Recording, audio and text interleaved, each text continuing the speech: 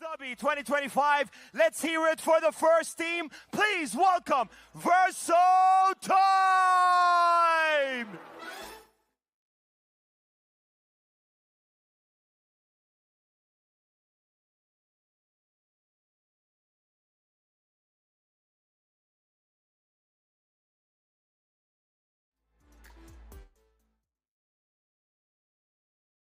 You may take your seat right now. Good luck.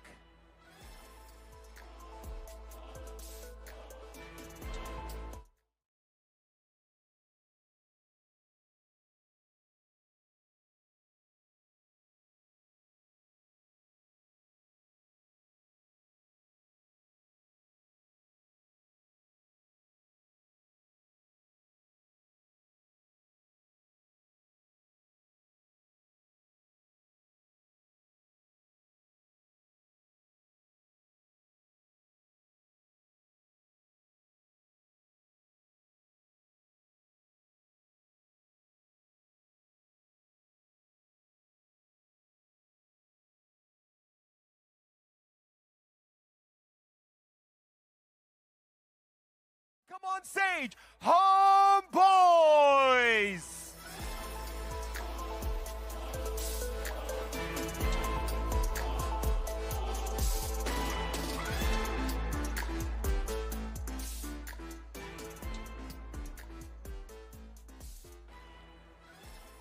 All right, gentlemen, this is your time. You may take your seat right now. Best of luck to both teams. Let's get started with the competition, everybody.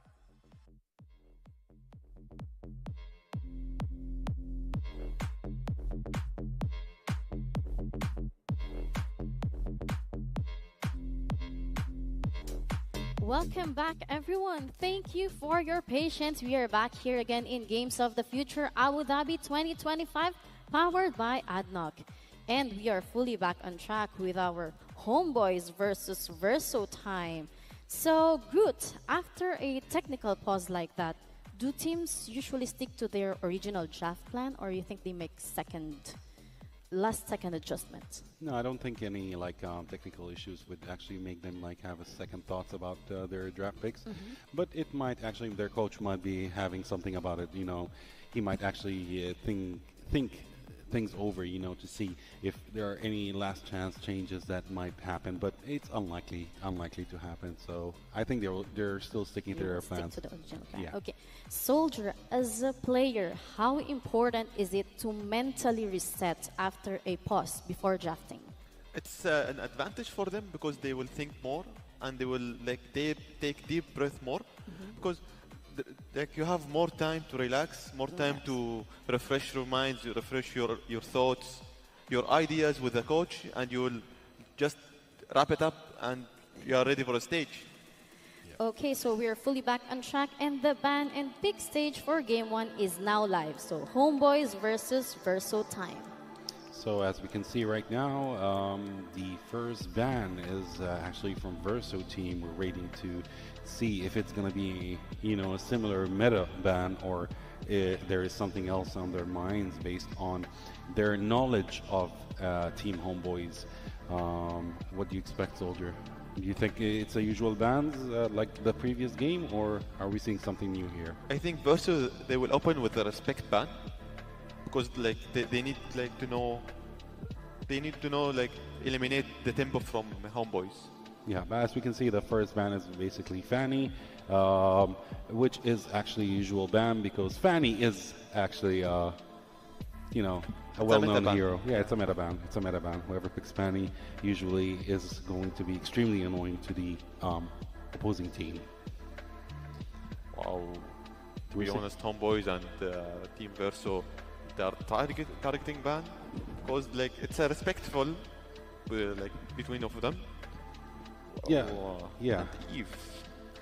We're seeing Basha, we're seeing Eve. Until now, we're seeing the usual bans. There's nothing random about this choices. Yeah, there is nothing random. It's basically the usual bans. They're banning the top meta heroes, basically, which are, they would give the opposing team a very strong upper hand. And we see Zushin as well getting banned. Although Zushin actually lately got a series of nerfs, but she's still very strong in the meta. She's still considered as a very extremely strong crowd control hero. Right now, we're not surprised. Nothing surprising so far, but we are hoping to see something exciting from both teams and new picks and new strategies. Of course, the third and the final ban for the first stage of Verso team is going to be Kalea. And then we are moving up to the final ban of Homeboys. Both teams are drafting around the meta. Yeah. Because like we are seeing Fanny, we can see Eve for the blue side, and the red side they have also the the objectives to pick two for the blue side. Exactly. As I can see, nothing surprising so far. Still. Yeah, nothing surprising so far. I'm waiting for the surprises. Yeah, that's what we're all waiting for, actually, and all the audience over here are waiting for, to see such a strong match. And the last ban for the first stage is actually Grok. Still nothing surprising. And of course, the first pick, Lancelot. Like first pick? It's a usual pick. It's an expected pick. Why not? It makes my life easier.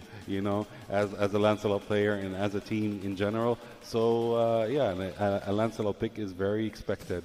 But are they going to actually? Homeboys are going to actually choose something else? Yeah, or not? but does this first pick reveal too much of the game plan or not? Not really. It's actually a safe pick, I would say. Doesn't show much. But as I can see, the Team Homeboys didn't hesitate and they just picked Hildy immediately. And Lunox. Lunox actually is such a great pick in this game because Lunox can actually act like a crowd control hero and as well as a burst damage hero. So she can play both roles in that case, which is going to be such a wonderful pick for Homeboys. And are we going to see any counters from Team Verso, Soldier? To be honest, the first pick was a power pick for them, and keeping Homeboys guessing until what is the second phase will happen, because in the first phase of the ban, it appears like they pick Lancelot, and they're targeting we need Lancelot because it's a win condition for them. Yeah, that is very true. We're seeing Kimmy right now. That might be a pick from Team Verso. Are they going to actually lock in that pick, or are they going to change any, the pick in the last second? We'll see. We were seeing Gatotkacha and we were seeing Kimmy. So Kimmy is most probably going to be in the mid lane, and Gatotkacha playing the role of the roamer. Oh, the new hero, Sora. Let's see it. This is Are we going to actually see Sora today? Well, one of the surprises, so we need to see it. Well, that would be very, very, very surprising to see Sora, being an actual hero in the tournament today. To be honest, Homeboys now, they scales better with the draft until now, with the 3. But we will see more in the second phase for them. Okay, I didn't think so, because Sora would be they didn't have enough time actually to play the hero, although he's a very strong hero, such a crowd control hero, but yeah, they said, okay, let's stick with the meta. Now so it's the choose. second ban phase. Second ban phase. Are we going to see the usual bans or not? Or are we going to see targeted bans? I think now for the Homeboys and Verso time, they will focus on targeting bans, because let's testing the waters in the first game. After that, if it goes 1-1-1, then they will appear the new cards they have. That is very true. Oh, we're seeing Arlot. This is actually a targeted ban. Wow. This is not a meta ban. This is actually a targeted ban. So, Groot, what do you think? What synergy are they trying to remove now by banning Arlot? Arlot is such a a crowd control hero. Is such a strong in his XP lane and in also helping the team in team fights. So it would be a great problem for Homeboys to keep Arlot on check in the game, as we can see that Gatotkacha, Kimmy, and Arlot would synergize pretty damn well with Lancelot as well. So they didn't want to take chances. All right, I believe Ruby might be in the ban as well. We might see that, but we're seeing Verso is actually banning Freya as well. So they are focusing more on the XP lane right now. They know, both teams, they know that the XP lane is such a dangerous lane for both teams. So they are actually trying to make it easier for them, you know. I'm still expecting to see Ruby, because Ruby would synergize pretty well with Team Verso's picks. So yeah. Ruby crowd controls with it. Really gives an advantage for the team, and like it didn't get banned until now. So I think we will see Ruby with it, because in the first games we didn't saw it, and it was targeted. Oh, interesting ban. Use on. Yeah, it's all like all three bans right now. The three final bans that we've seen, they're targeted, and they're actually all XP lane bans. Now this is the last ban for Team Verso. Are we going to see another XP lane ban, or are we going to see something else? I believe, Soldier, it's going to be another XP ban. What do you think? Because who's controls the XP lane, he's getting an advantage, to be honest, during the game. Because XP lane, it's very important, and it gives you more advantage on the game. And wow. Okay, they actually went for the jungle ban. They actually went for the jungle ban. They said enough XP lane bans. Let's go for another level. Let's ban the jungle. And they actually gave Homeboys right now. Ruby. No, they're not gonna. They might not pick Ruby, most probably because Chu is there, Hilda is there. Yeah. But what they did is they put Homeboys into pressure. All right, with not knowing right now what to choose, they minimize their choice of the jungler, and Team Verso might actually go for the Ruby pick. In that case, they might go for it, or they might have something else. There are different heroes that they can pick. Suyo. Okay. Suyo. Good. By picking Suyo, what kind of composition is Homeboys building toward? Basically, they're focusing on the target kills, basically. So one hero kill, which I think Suyo is going to be mostly focused on Kimi and Lancelot in that case. But we still need to see the entire draft pick so we can actually know if this is the actual target that they're looking for, this is the actual objective for picking Suyo, or is there anything else? They picked Lapu Lapu. I think Ruby is out of the picks right now.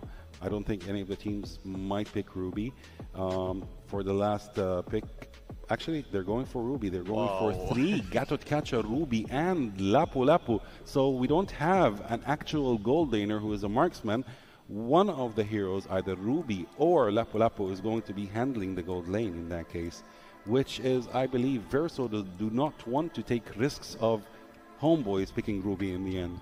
So will this work out for them? Look, for the blue side, the last pick, it's complete the puzzle. Like it was a missing piece. Now with Ruby, it's a complete puzzle. We will see a new scenario of the game, like 3 Ruby, Labu Labu, Lancelot, and one team. Oh, it's an interesting game. Xborg. Wow, Xborg. It's a common sense they choose, because Xborg in the meta, and to be honest, I like the playstyle of the Xborg. During the game, like it gives you a comfortable things. Yeah, actually what it seems right now is both teams are playing on the late game. It's going to be a long game because not much heroes can dish out damage in the early game for both teams. What do you think? Who has the upper hand in the draft pick? Look, for the upper pick, the blue side. But whoever controls the objectives, who wins during this draft? Because this draft, it's like executions. Who execute the objectives, who execute the towers during the game and have more control in the map, more vision, more like easier moving in the map, they wins. Exactly. Totally. Exactly. But if it were the both of you are playing, which draft would you rather play, Homeboys or Verso Time? To be honest, I will go with Homeboys. I would go with the Homeboys as well because, yeah, honestly, Finally, we go. We agreed. Although, by the way, Verso's draft pick is quite amazing, but it's relying on team fights. It's completely relying on team fights. It's not relying on team fights plus single fights. So, Homeboys has the advantage of the team fights.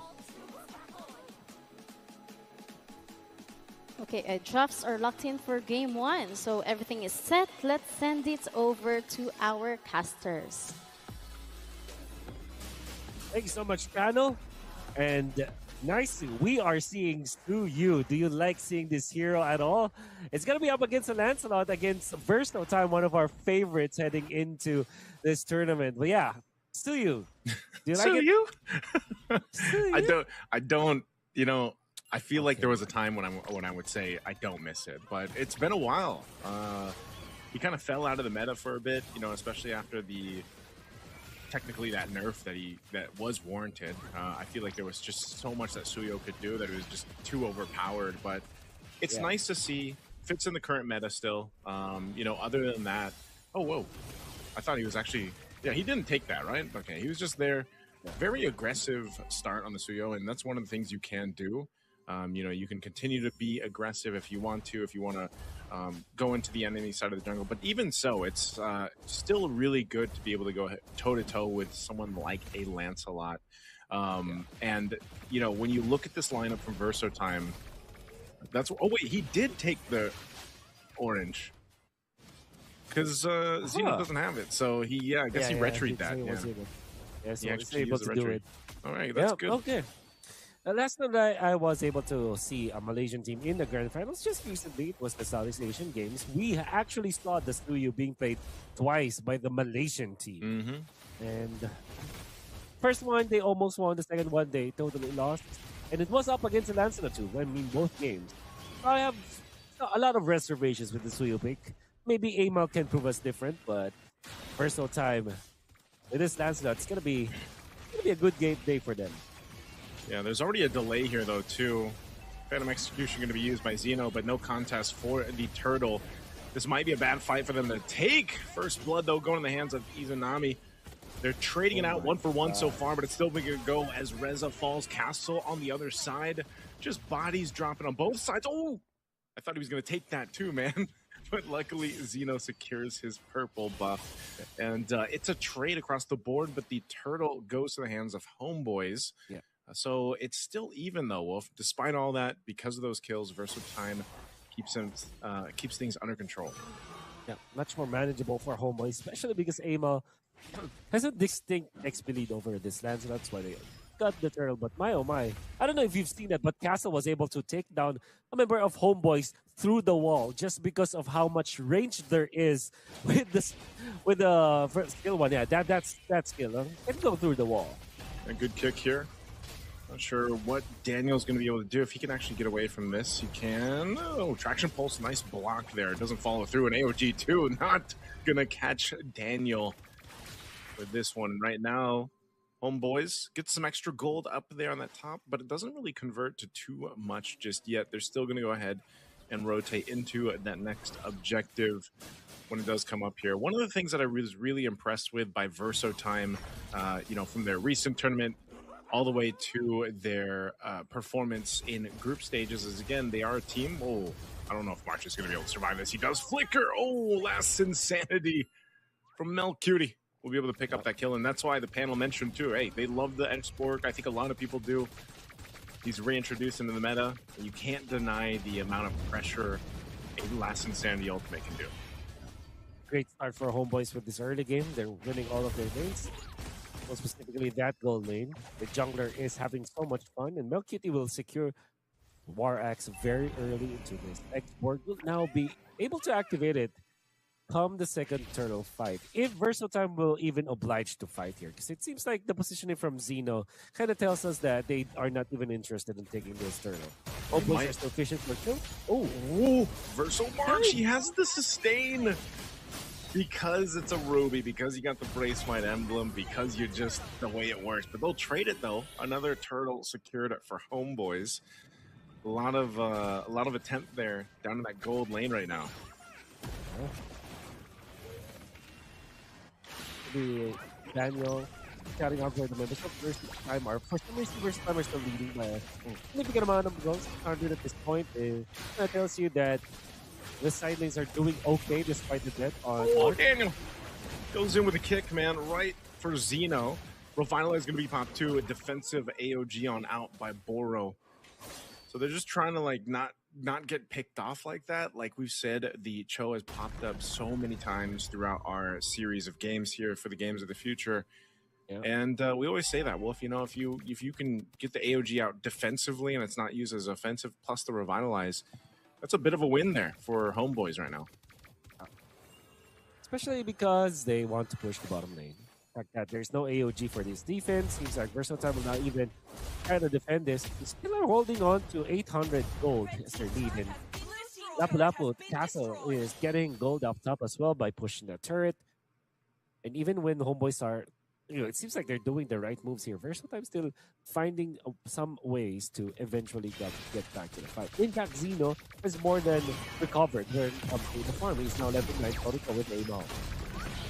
I'm not sure if this is going to convert to much. A Landshaker able to get the stun. Like Daniel, he gets pulled though with the I'm offended. A great pull once again from Verso March. And that's what I was going to say earlier on when I was talking about Verso Time's performance through Winter is Coming, the tournament before Games of the Future, and then their performance here through group stages now. They like to go ahead and play with these comfort picks. Verso March on the Ruby, he's had a bunch of good games with this hero alone.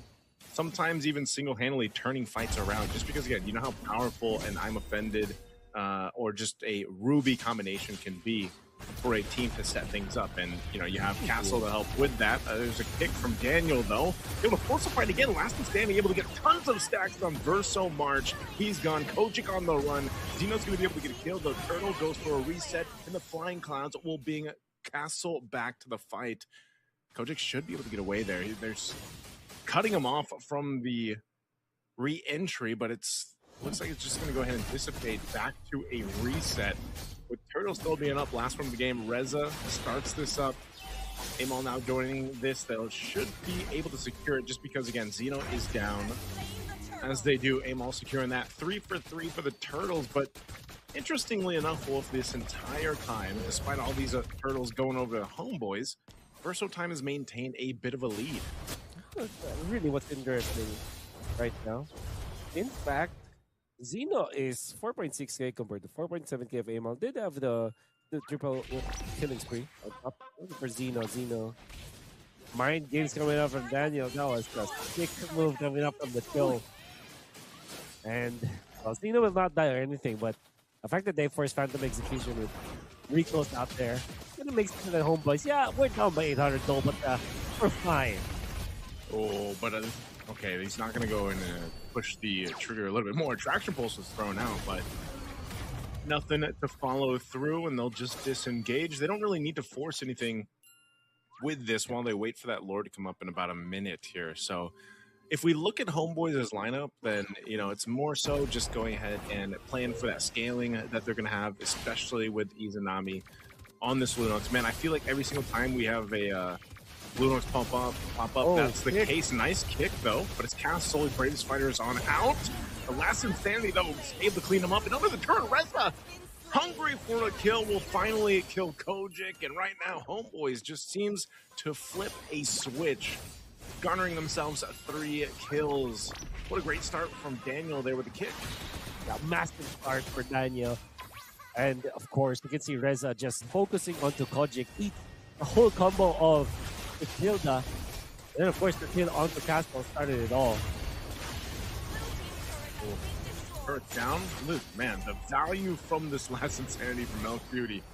Flying Clouds going to be everybody back. They're going to be forced to fight, most likely, as Castle jumps over the Bravest Fighter, and the Lamb Shake able to find 2 on the stun, even with the flicker.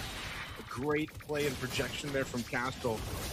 Not sure if they're going to be able to look for more. Amal should be able to get out of this with that kit for the Suyo, and they'll maintain that mid lane, but the Lord is up. Dino might go ahead and decide to give this a call to take it.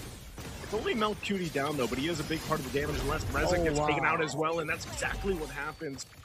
Another pull from Verso March. Now with the numbers advantage, they still got to watch all fronts here. They are starting this Lord. It's at half health. Daniel and Izanami on this other side. The opposite side here, they're going to go for the sandwich play. Daniel goes, trying to get Zeno, and Zeno's so low. But Izanami is able to secure the Lord for Homeboys.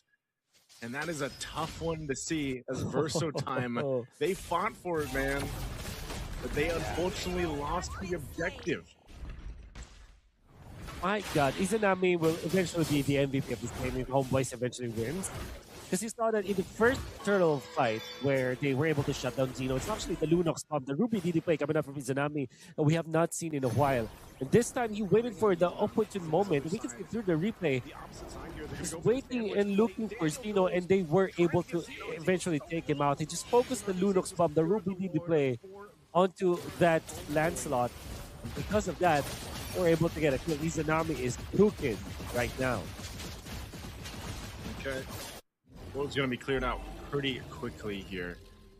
Verso time, despite how that team fight went, they're not too far behind. This is the first time throughout this game, though, where Homeboys has now bought themselves a pretty healthy lead. 2,000 up at this point. I'm not sure if they're going to be able to get this tier 2 here, as the clearing is still really good, too, for Verso time. They're able to go ahead and kind of maintain these waves. And Homeboys has to be really careful on how they approach Verso time, especially if they're going to do it under these turrets, right? Even when later we get to the holy defenses being up, they have to be crucial in how they approach it, just because, like I said, Verso March, that Ruby can always mess things up for you.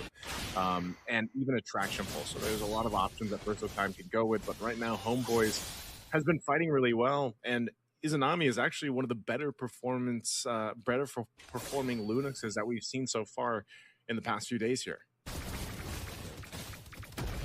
It's going to be up to how they scale up.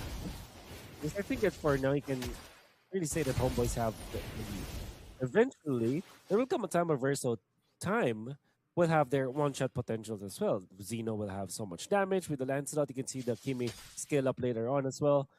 And the question is, how can they survive Izanami? Because now, even with this item choice from Izanami, the Lantern is going to be so important against the tanky heroes, like a Lapu-Lapu, for example, or even like a Kacha. Eventually, Versatile will have to itemize this. Maybe Winter Crown, Athena Shield, perhaps, a Radiant Armor somewhere out there, but we cannot leave Izanami just really hit him. That is a good play, by the way, from Castle. Oh, the flicker forward. As soon as you mentioned, Castle flickers forward, Landshaker's in, but now they're dealing with the last Insanity once again. They disengage. They might go back. Castle not having that whole lot of battle spells used, man. Nearly every battle spell over here for Verso time was expended. They're not going to have it for this Lord Dance. They are going to go for the turret, knocking down that tier 1 in the mid lane. See if they get in position here. This is a pretty big advantage, though, that Homeboys has. They have their battle spells, except for Izanami. But that's fine, because he can just brilliance if he gets in a tough position. Yeah. I think this is the MO now for Verso. Look for where Izanami is. Castle, low, jumps back in, gets the stun, and Daniel is gone. And now Verso time. Going from Melcutie, also last Insanity defensively. There's AOG. Gets the flicker out, so Melcutie's still alive. Providing the vision here with Reza. Daniel, he's out of the picture, so it's 4 members of Homeboys. Can they stop this Lord from being secured? And will Amal be able to get an opening? It looks like he's going to be forced off and is going to forfeit this one over to Verso time. But what a fight! Started up by what? Castle in the mid lane earlier on. Can they survive Izanami? You mentioned how they should be the ones to look for Izanami before Izanami finds them. That time, though, Verso was prepared. They have many members to peel for Castle eventually, and then they turned it around. They took out Daniel, which was so crucial to the initial fights for Homeboys. Daniel's role as the Cho is so important in this game for Homeboys. And without him, it's so difficult to start a fight, and they might take him down again. Oh, Castle's going to jump in, follow him through. They know he has an immortality. That's going to be Pop. He's gone. Daniel. Oh, timing. He tried, man. Again, he had pretty much everything that he wanted, but Verso Time's just got so much crowd control that they can, catch pretty much anyone at this point. So Amon's going to go for that cut, try to delay this push a little bit further at least, but the Lord is making its way up top. Verso Time will swing up to this top side, potentially just taking these tier 2s out, but Amon's actually going to get a base turret. Verso Time doesn't have anyone at the base, so a base turret taken down. Good macro play there. Last Insanity going to be used by Melcutie.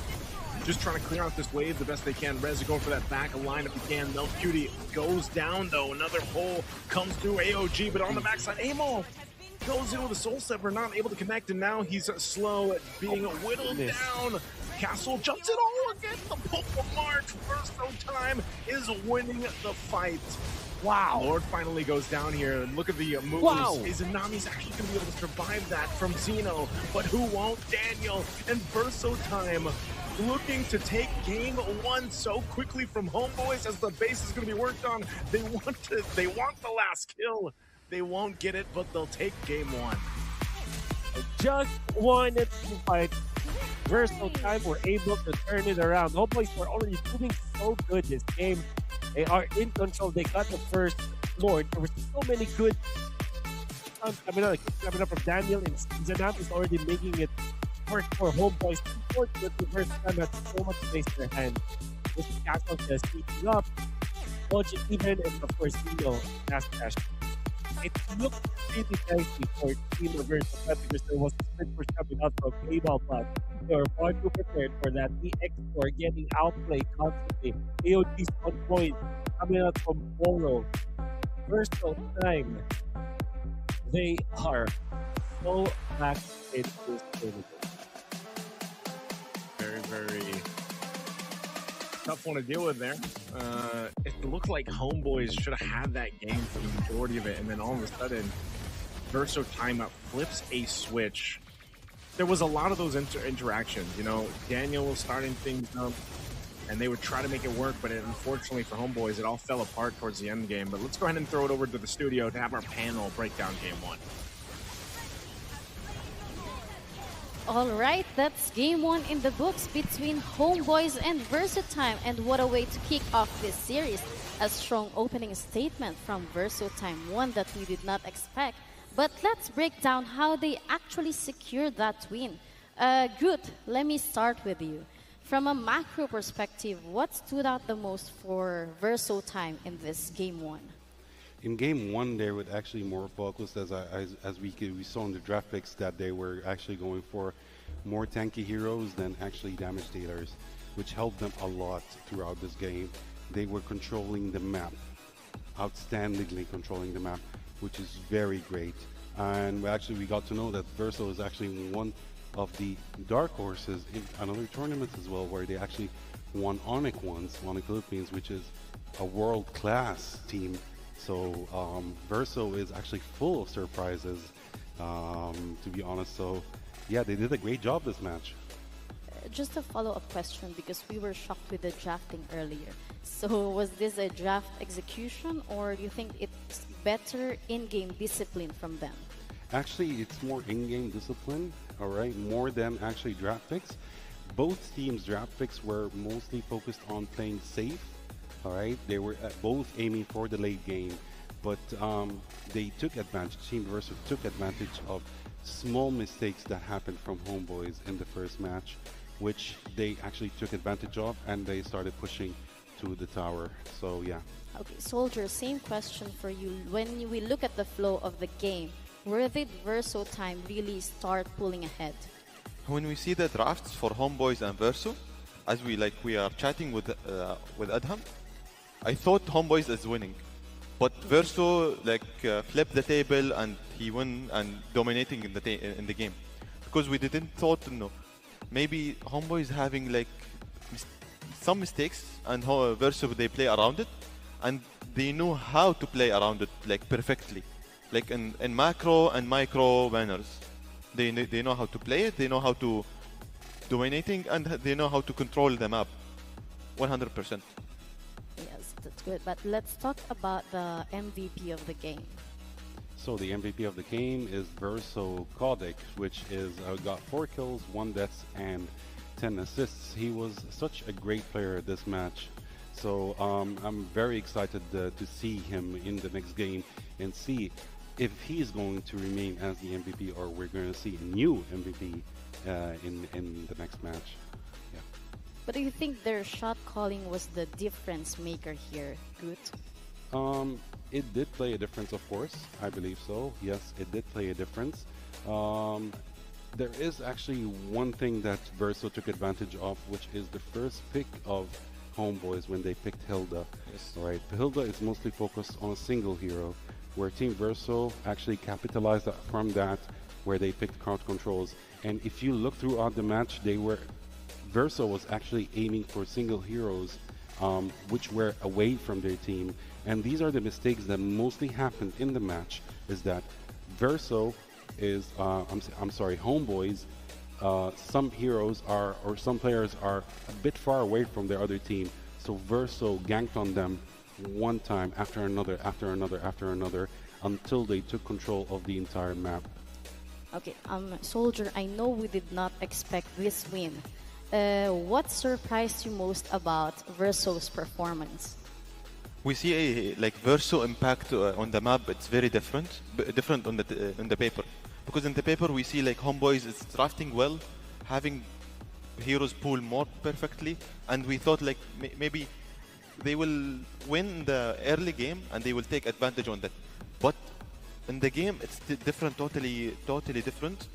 We see Verso, they are taking advantage on the early game, they're taking advantage on the objectives, and they're taking advantage on the map and how spreading in the map, and know how they are taking advantage on the mistakes of the Homeboys. That's perfectly, All right, there are plenty of insights here, but we're just going to take a short break while both teams get ready for Game 2. Don't go anywhere, the action continues. Abu Dhabi and UAE at the moment seems to be the epicenter of autonomous robotics and many other activities.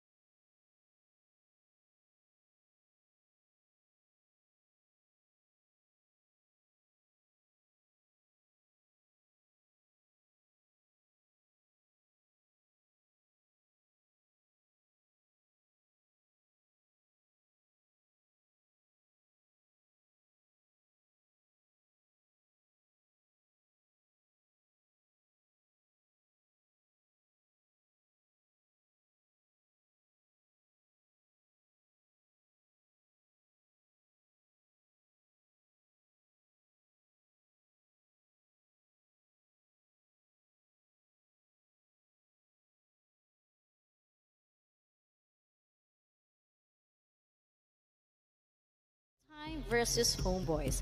Versatime took game one and now the pressure shifts. Can Homeboys respond or will Versatime build on that momentum? To Groom, after winning game one, what kind of bans do you expect from Versatime here? Well, I'm expecting the bans to be the same, to be honest. As we've seen until now, the bans are almost the same for each and every match. So we're going to see Grog get banned.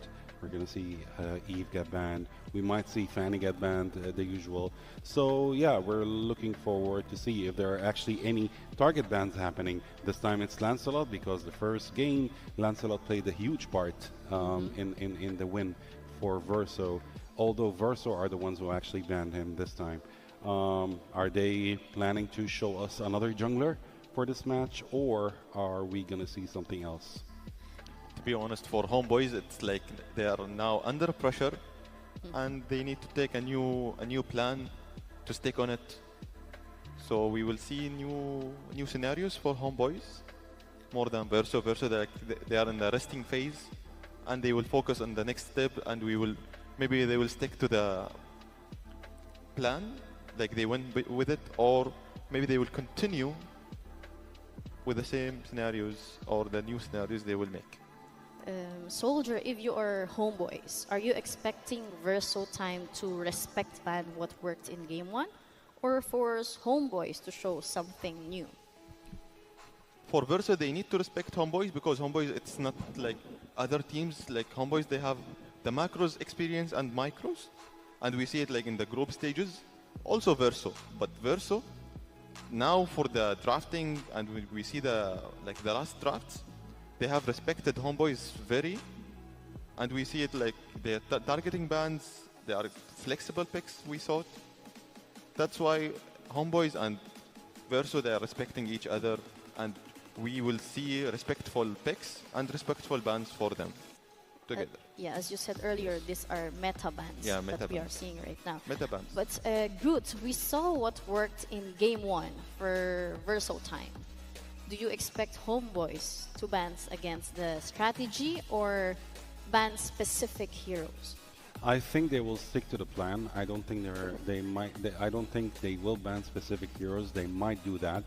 But I think what Homeboys are going to focus on right now is actually trying to go for different picks to actually minimize the weak points that they had in the first game.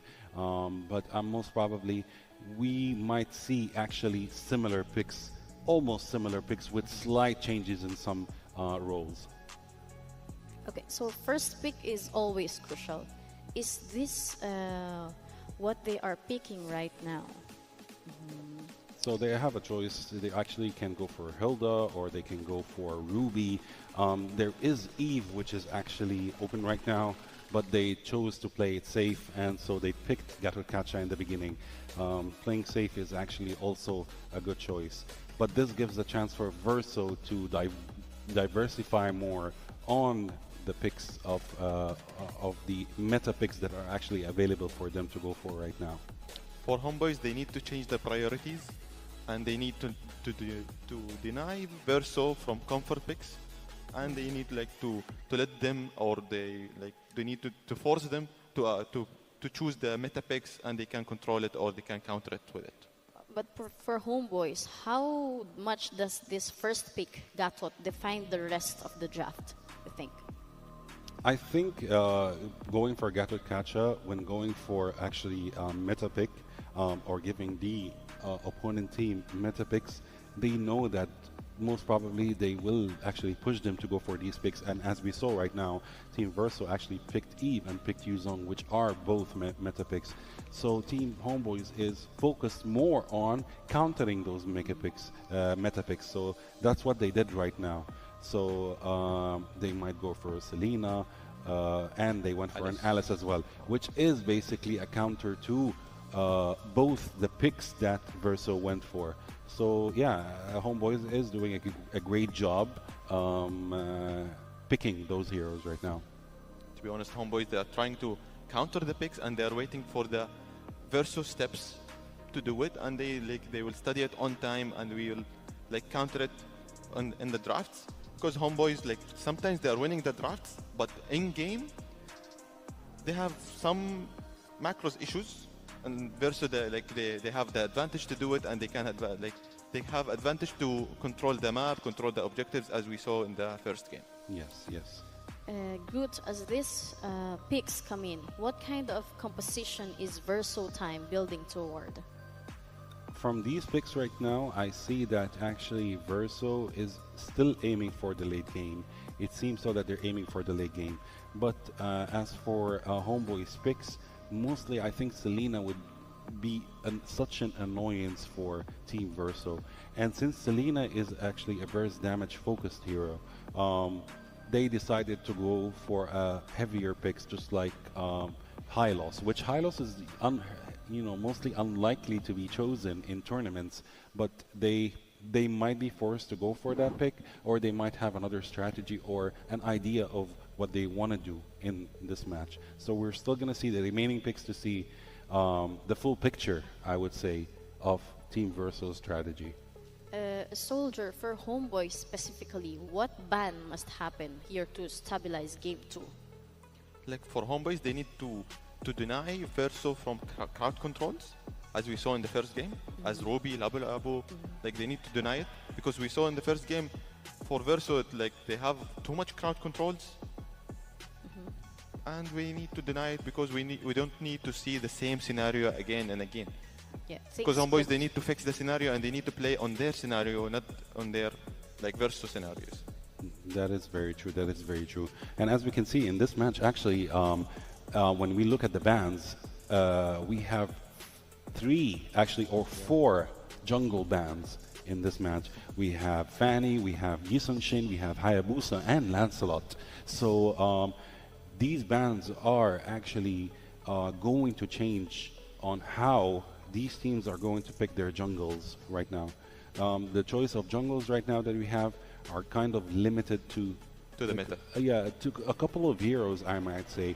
Like we do have Suyo, which is still in open as a jungler, and there are other heroes also. See, right now, as you said, Soldier, Homeboys is actually trying to minimize the crowd control, and that's why they still ban Joy, which is also a crowd control jungler, I would say. So this is going to be such an interesting match. And if they pick Moskov, oh my god, this is going to be... Wow. And Vendetta.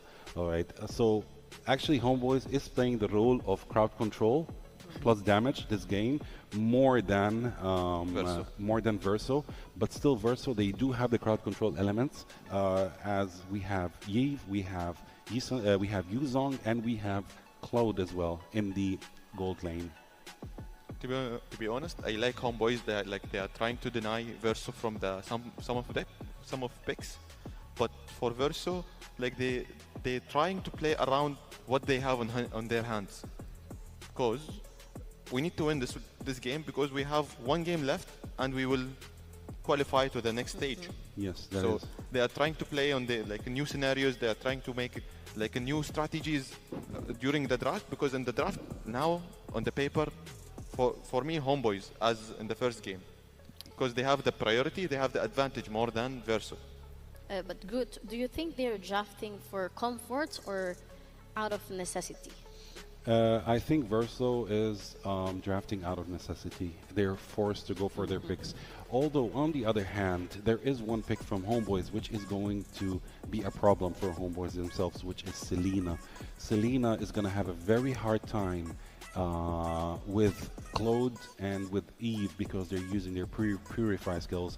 And we have crowd control heroes which are supporting Claude and Eve also. So I don't know what is Selena going to do this match, and Izanami needs to be out of this world to come up with something to face the picks from Verso, to be honest with you. So I don't know. I'm excited to see what Selena is going to do this match in front of Verso. We will see early tempo from Homeboys, and we will see late games from Verso. That is very true, yes. Yeah, this is where the drafts either become very clean or very forced. Until now, the puzzle is completed, and the game will decide who's gonna win and who's gonna dominate in the game. But on paper, who won this draft? For me, Homeboys. For me, it's Verso. Oh, For me, now, it's Verso. now we are different. different. Yeah. So yeah, we're excited to see what's going to happen the next match between Verso and Homeboys, and I'm excited to see what's going to happen. You know, in those 10-15 minutes, I would say the next 10-15 minutes in this match. Who will it be? Verso for you, Verso, right? yeah. And we have Homeboys. here. Homeboy. What about And you? I'm gonna play it safe. All right, no, fair Who's enough. gonna win? She will cheer for us. Yeah. All right, drafts are locked in, heroes are selected, and it's time to see if the preparation pays off. Let's send it back to our casters for game number 2. Here we are. Game number 2 of this best of 3 series already. Boro Daniel. starting to pressure Daniel.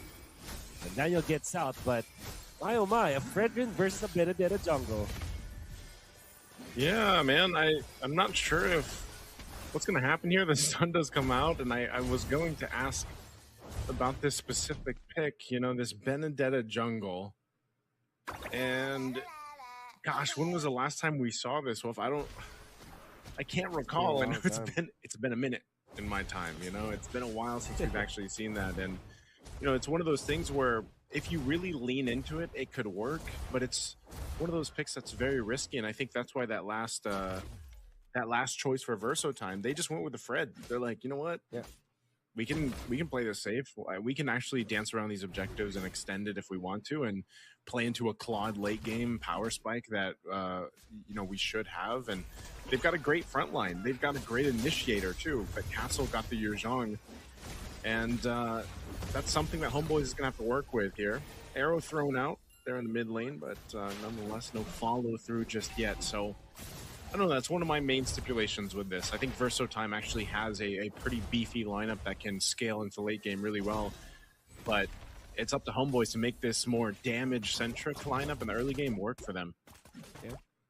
The way that I look at this draft from both teams is that Verso Time have created a holistic composition. It's as able as the good with Homeboys Oh, Throne of Ruin with the Gleam. Bursto Boro gets the turtle, but Zeno's going to fall in the fight. Castle picking up a kill himself, and Reza trying to get away any way he can, but it's a double for Castle.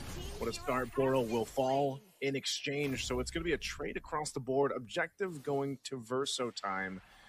And again, I'm going to say it, every single time we see a Yuzhong get a lead, that's going to be tough to deal with. In order for Homeboys to take advantage of the fact that they have taken down Xeno, is to invade their jungle. But it seems like Verso Time have dealt enough damage for Homeboys and bought enough time for Xeno to get back onto taking his own side of the jungle. What's really scary about this Benedetta is it's almost a glass cannon in a way. The way that you risk it. It can be strong in the early game if you are on point, but it can also be disastrous if you just keep on dying. So far, Amal has not been showing us he's about to die. Well, right now, the Glorious Pathway is just slowing things down so much. Was trying to jump away. Daniel, though, stopped in his tracks, but luckily not enough damage just yet. And that's one of the things about this Verso Time lineup that we were talking about. It's not going to have this early game throughput when it comes to damage just yet. So even though that was a great Glorious Pathway coming out from Boro, they couldn't capitalize on a kill. And so Homeboys getting what they can. I think by the time they transition into this next turtle, they'll be in a pretty good position. Good burn of the flicker there, battle spell down. But, you know, that's one thing. I think they need to fight into the second turtle, and maybe Homeboys can start to build an advantage from there. Yeah. You see that eventually, yeah, that's what I'm talking about. Like the invasion coming from Amal, I think this is good. This is the way they can play this Benedetta. Be oppressive, be invasive with Verso Time. And quietly out there, the Verso Time have already built up 1,000 gold lead. It's mainly because of the overreactions coming up from Homeboys. We know for sure that they don't have as good as an early game there is compared to Verso Time. Because we're going to see Verso Time. It's a very holistic kind of draft. A box type strategy that has good early game, good mid game, have a dependable late game. Homeboys, they have a higher ceiling. Gonna force the fight anyway under the turtle. AOG dropped down. rotating happening. Both gold laners staying in the gold lane, but Xeno will get the turtle, and SOD thrown out. Melcutie does take it. He follows through. He's going to get stunned though by Boro. Oh, no. Oh, that was not where you want to be if you're Melcutie. An arrow thrown out, at least to cap out something, to take out Castle. They had to shut him down, and Izanami will get that kill. Yeah, that's definitely just consolation now for Homeboys, because that was a disastrous fight for them. They already lost Turtle, they have lost Reza, have lost Daniel, and then Melcutie tries to go for a fight, did not get any kill for the team. In fact, fed a kill for Verso Time. I think that was definitely a disastrous moment for Melcutie. The fact that he is a Moskov that does not actually have to go for fights. I mean, you're happy if you can land the SOD and maybe get a kill afterwards, or, you know, safely get some pickups. But if you're risking your life by giving away your lane to your opposing marksman as well, you're really not doing a great job. And Melcutie has to really make up for that. Homeboys have lost so much ground in the first 5 minutes because of their bad decisions. Yeah, I almost wondered what if he just didn't use SOD and, like, you know, just kind of check things out. Definitely wouldn't have had this lead build up even further. Not only that, but Verso March now has a bit of an advantage against Melcutie, obviously, and, you know, as a Claude, you can play into having that advantage against Moskov. Ooh, RWM catching Izanami. Great usage here for Kojic to use that ultimate, capitalize on a kill. Wow. Amal might be in trouble. What a petrify! Black Dragon form going to be used too, and they tries to go and fight this in a 2v1, but Amal will fall as well. Reza, too late to this fight, might just be able to go ahead and stall out that push on the tier 1 top. But Turtle's up, and Verso Time balloons the lead nearly to 4,000 gold. How about that juggle coming up from Xeno as well as Castle? I mean, they have spent so much resources, but that was Amal that they were able to take down. This means that this turtle will be free, and that's a perfect word. They will balloon this lead so much. I like balloons. Yeah. And it's difficult to pop now. I mean, they do have this Benedetto, but it seems like it's not making the right place now, Homeboys.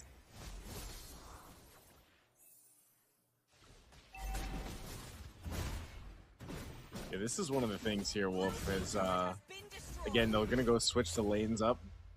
They get more space to work with as the turrets fall down. Oh, Castle might be caught here in a bad position. It's actually still going to be able to survive it with the heals from, again, this Yuzhong kit when you have this.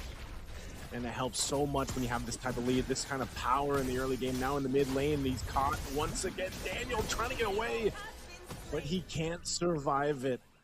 Verso Time taking the pickings here, even though they're revitalized just to top everyone off. And also Verso Time, they'll make their way towards another turret if they can get this. If they get the tier 1 turret down in the mid, it's almost nearly a you know, free positioning to deal with the next Lord when it comes up at the first Lord. Wow. They're gonna fight for it. That's exactly what they want to do. Like Dragon Form already gonna be used. Amal trying to get to the defense, trying to disengage Reza as well. No one falls. A bit messy, and at least up top, Melcutie will be able to push in a turret up top.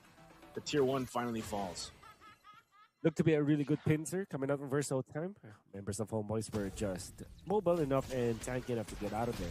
Good news, like I said, Melcutie is able to farm up top. However, Xeno already prepared for the storm.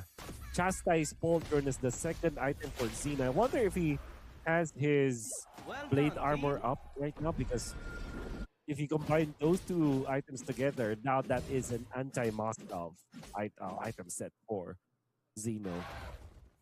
Xeno does not need to really counter the Moskov as of this moment, because the Moskov is not hitting him anyways, but they have prepared for it. And I wonder if Homeboys themselves are going to punish that. Maybe they can allocate magic damage against Xeno if they can. But let's see. Fighting for this Lord here. They're going to keep Melcutie down there. Castle is there as well.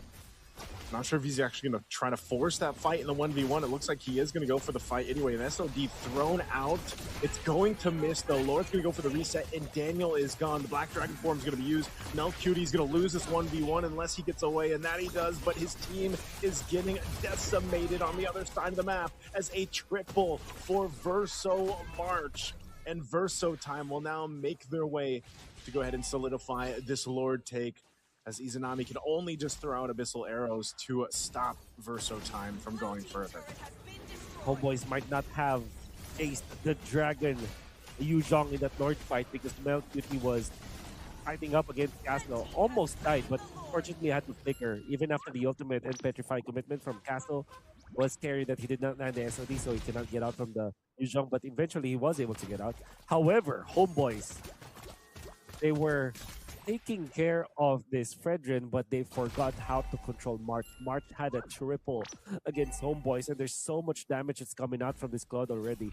At 10 minutes in, I would wager he has his ultimate, his 3-item power spike already available. The fact that he was able to take on Reza, and honestly, this Cloud pick coming up from Verso Time is just paying so much dividends. It has good scaling, great damage profile against Homeboys. Daniel should be able to get away if he has to burn the AOG, and that he does. Chasing him down, they'll get a flicker out from Reza. Right now, Verso Time playing with his 7,000 gold lead. They'll take what they want in the tier 2s.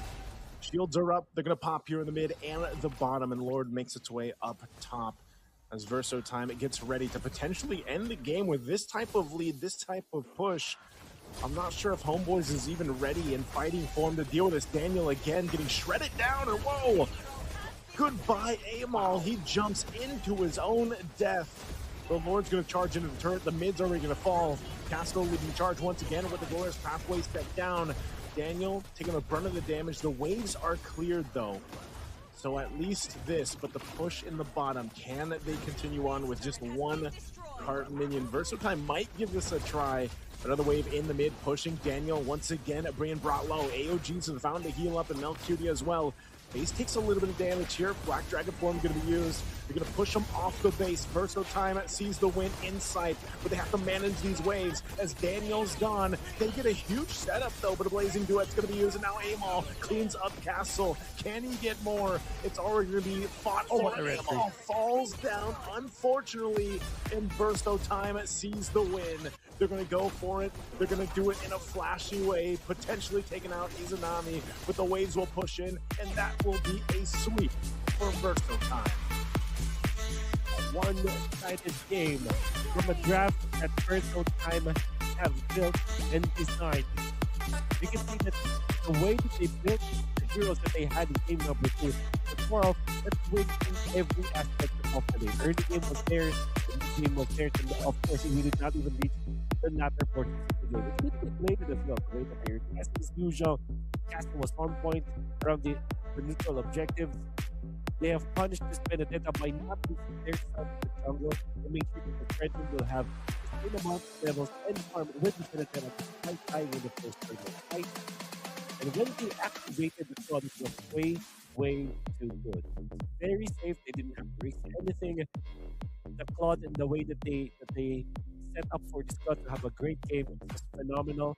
And up until the end, the way that they utilizing the Eve ultimate, I think that was the icing on the cake. All of the Eve ultimate in this game, perfect. Imagine having to play up against Selena, but not get constantly cancelled because of the proper usage of the real world manipulation. Everybody from Personal Time were just on point, man. Yeah, really, really good there. Again, it's been that's been true, you know, ever since I think a lot more people were able to go ahead and tune into Verso Time in their recent tournament here before Games of the Future, and they stay true to that. Everybody make some noise! Who is the most talkative person in the group? Amazing. Well done. Congratulations. Talk to me a little bit about, you know, this whole game plan. You guys took the lead in the first 2 matches. How was the performance of the team? I don't know, we just play. What do you think of your opponents today? Good. Is that it?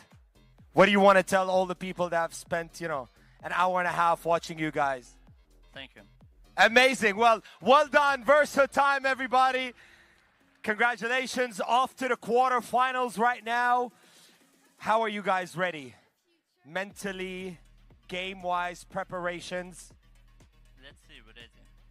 All right, here we go. He's not the most talkative person in the group, that's for sure. Well, thank you very much, everybody. Verso team, one time. Good luck in the quarterfinals. Thank you for being here with us.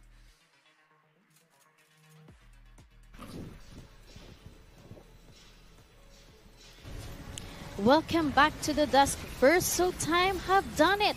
A clean 2-0 sweep over Homeboys and a very convincing close to this best of 3 series. So game 2 showed composure, control, and confidence from start to finish. So let's break down how Verso Time secured this series, what went wrong for Homeboys, and what this result means moving forward. To start, good, starting with you. Compared to game 1, how did Verso Time elevate their performances compared in game 2? Well, it all started with the draft picks. You know, I had my concerns with Homeboys picks. And it showed in the game. For example, when I talk about Selena, what is Selena going to do this match? She did nothing, almost, because she was facing tanky heroes. And another mistake that Homeboys have done is that they were banning a lot of junglers that they might have taken advantage of. Which is, you know, they got stuck with the Vendetta as a jungler pick, which is unlikely to happen, you know, in tournaments, but they had to do it. They had different picks that, you know, they would go for, but they banned it all. So they did not have advantages at all.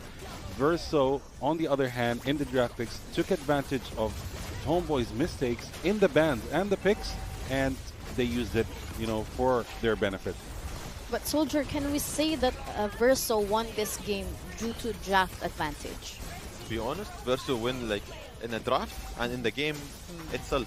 Because Verso, they are focusing on how they are taking the kills under the towers, they are roaming the ganks, and the objectives they are taking, they are focusing on totally on the whole map better than Homeboys. Homeboys, they are trying to defend, they are trying to resist that snowball from Verso, but Verso, like, they are dominating from the drafting until the map, until the end of game, because it's a one-sided, because Verso, like, they know how to play it on macro and micro manners more than Homeboys. Homeboys, they didn't expect that from Verso. They thought maybe we will win one more game and it will be 1-1 and we will have one more advantage, but Homeboys, like Verso, sorry, it was like a surprise from them, and they surprised everyone. It felt like Verso Time were always one step ahead. Okay, looking at the numbers from game 2, because the stats really tells the story here. Goods, can you tell us about the statistics? Yeah, sure, of course.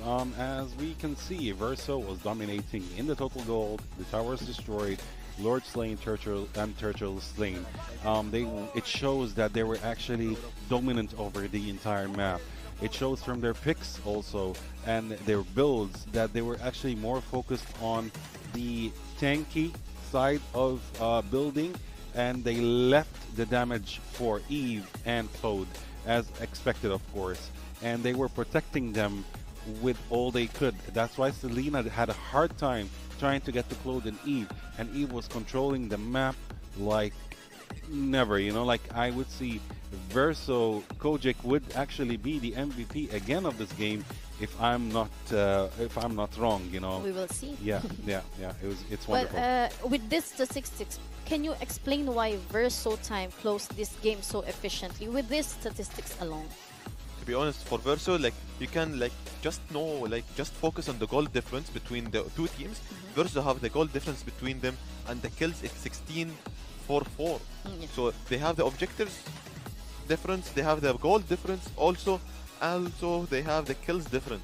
So Verso, they are focusing on the three important things more than Homeboys. Homeboys, they are trying to defend, they are trying to play on the late game more, they're trying to make it the game late until they will get their advantage, their snowball, their win condition. But Verso, they have the win condition in the early, they have the win conditions in the mid game, they have the win condition in the late game. Yeah.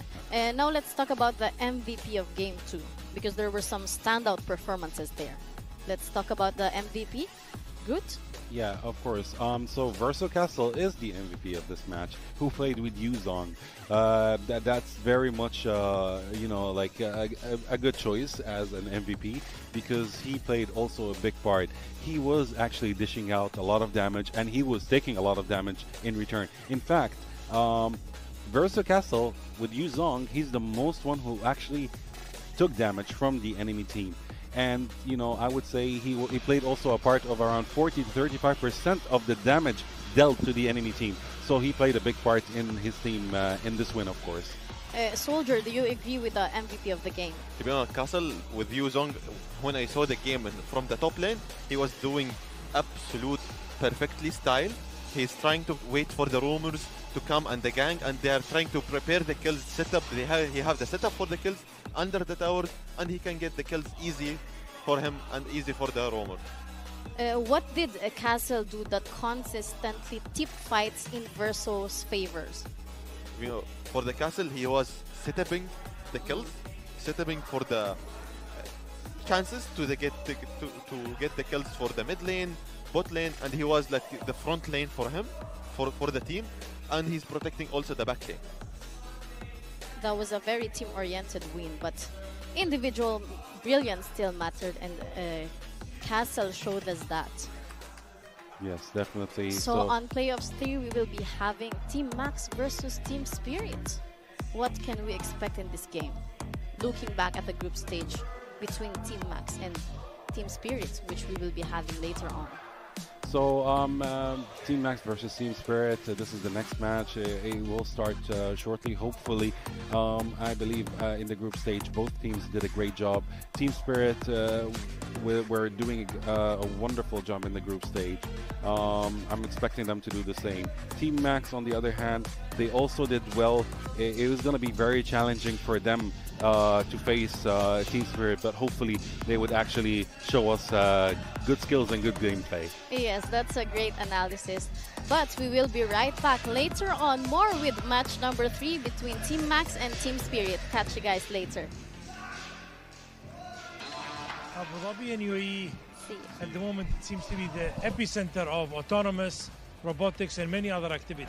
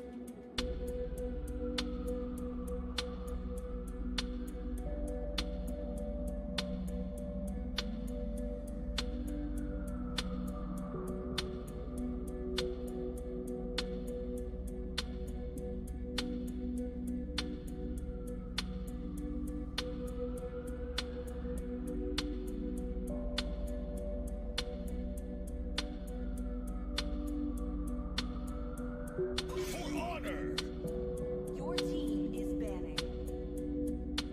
Come on, let's roll. Your team is banning. As fleeting as a snowflake Your team breath, is banning. as timeless as a glacier's heart.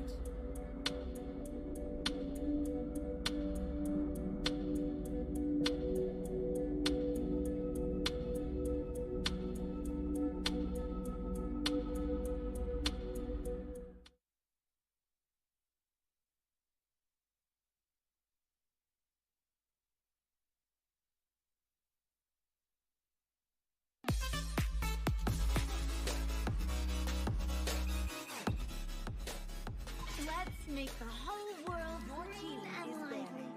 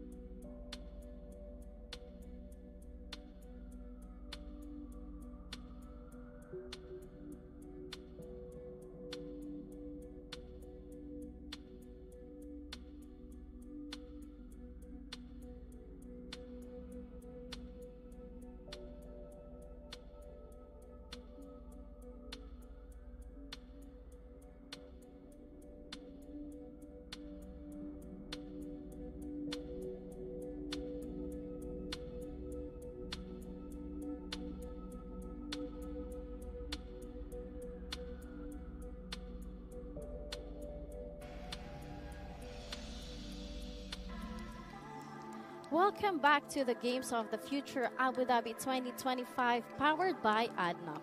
We're heading into match 3 of the day, and this one is a do or die. Team Max going head-to-head against Team Spirit is the best of 3 single elimination. Once again, joining me at the desk are our analysts, Groot and Soldier. So Groot, I'll start with you. When you look at Team Max versus Team Spirit, what's the biggest contrast between these two teams coming into the series? I think this match is going to be very challenging for Team Max in front of Team Spirit. It's not going to be an easy match for them, but I'm also expecting them to do a great job, hoping they would do a great job in front of Team Spirit, and hoping that we would see actually different picks, different metas. Sometimes, it's preferred to go off meta. It's way more fun than that. Soldier, do you agree with this assessment? To be honest, for Team Max and Team Spirit, they like the early skirmishes.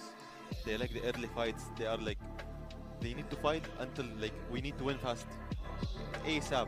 But for Team Spirit, like Team Max, they are like trying to play in the macro, in the earlies. They are trying to set up the games one by one, ABCD. Yeah. But do you think this is more about draft execution, or does in-game decision-making matters here? Look, it depends on the Team Max.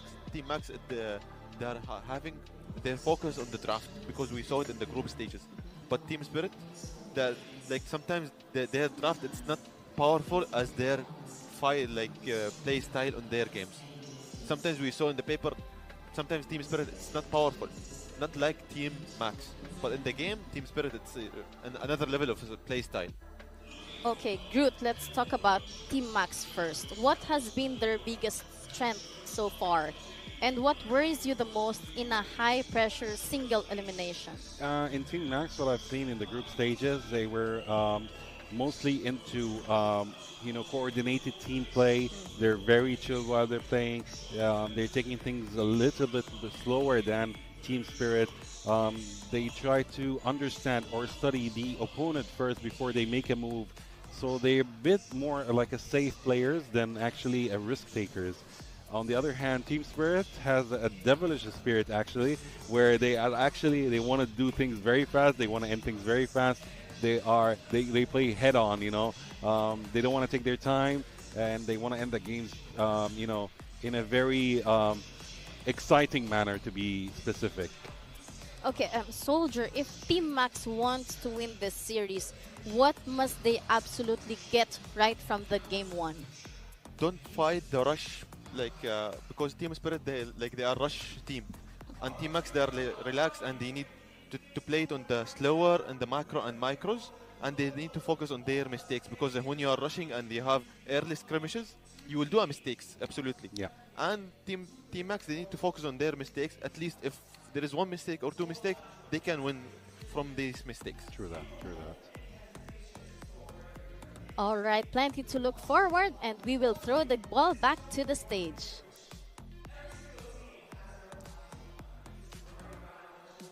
Talking about a prize pool of $900,000 that could truly change your life.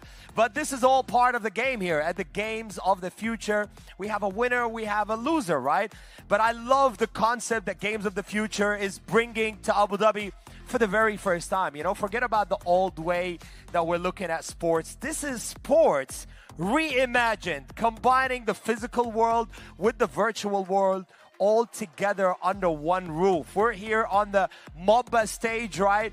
This is probably one of the biggest stages that these players will come across right now, competing on global stages across hundreds and thousands of viewers streaming online right now. I checked last night, there was about 900, if not more, 900,000 people watching. I wouldn't be surprised if we crossed the million mark right now, and you guys are a part of history that we're making on Abu Dhabi over the next couple of days. So let's hear it one more time. We have Team Max, Team Spirit about to hit the stage for round 3 at the playoffs right here at the Games of the Future 2025, powered by ADNOC.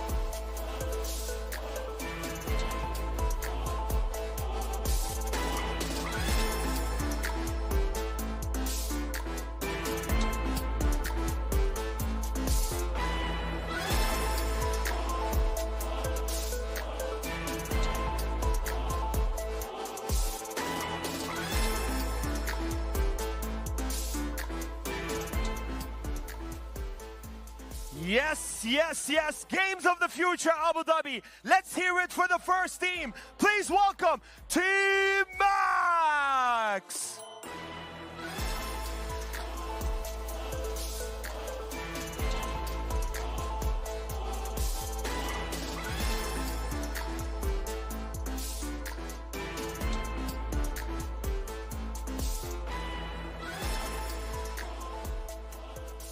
That's right, this is Team Max. You may take your seats right now.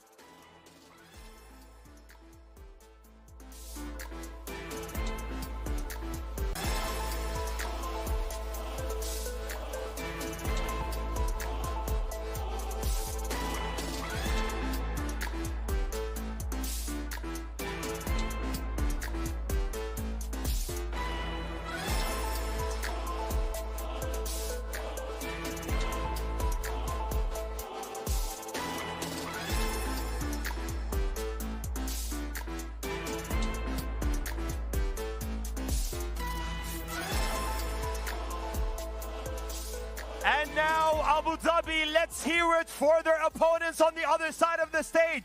Please welcome Team Spirit.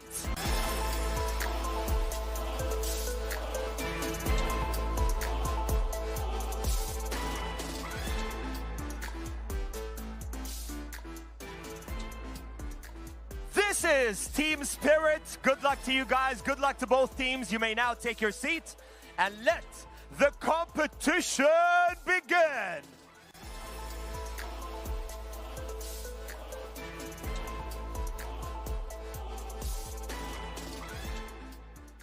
Welcome back to the Games of the Future Abu Dhabi 2025 powered by ADNOC. And as promised, we're jumping into the draft for Game 1 between Team Max and Team Spirit. So this is a best of 3 single elimination. So every ban and every pick matters right from the start.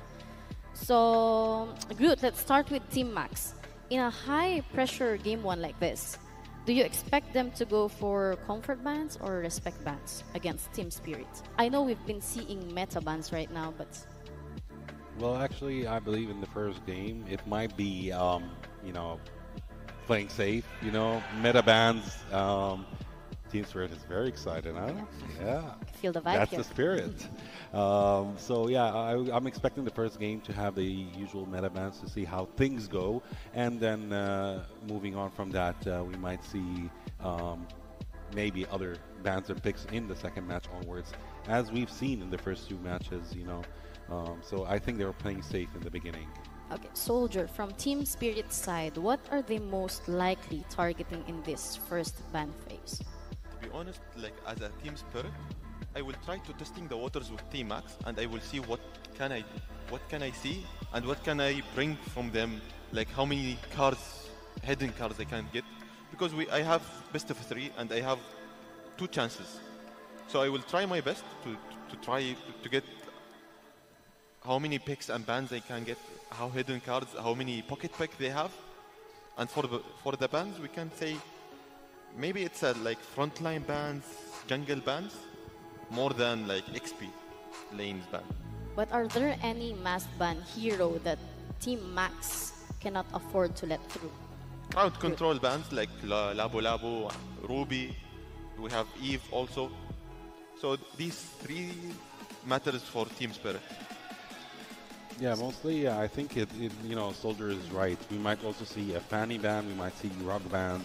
Okay, good, yeah. Soldier. Eyes on the screen now. Yeah. This is where the mind games begin. Yep. First ban is Grok, actually. Not taking a chance here with Grok. Grok is such an annoyance, actually. After his rework, he's becoming, Little annoying in the map. Yeah, and it's such a stunner, and he dishes out a lot of damage using his ult, so they don't want to take a risk of that. The second ban we've seen from Team Max is actually Kalea. Kalea is also such a crowd control.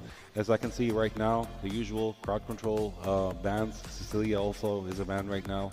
Such a crowd control and such dishes out a lot of damage. Has very high life steal as well, so they don't want to take chances with that. Surprisingly, we haven't seen any jungle bans up to now. We have 4 bans, which are mostly fighters and roamers. And then we have the Eve ban, usual. We've seen Eve in the last match, and what she's done actually played a huge part. Yeah, plays a huge part. So, yeah, everyone knows Eve is such an annoying mage mid laner right now. Do we think that this ban is about fear or about comfort? Fear. Definitely. They are fearing from Eve. Because they saw it in the last game, and they it's used to it. Like everyone is picking Eve. He can be a superstar with it, and the team they can play with a long range, and they can easier to go inside, and they have the front line. They have damage dealer more.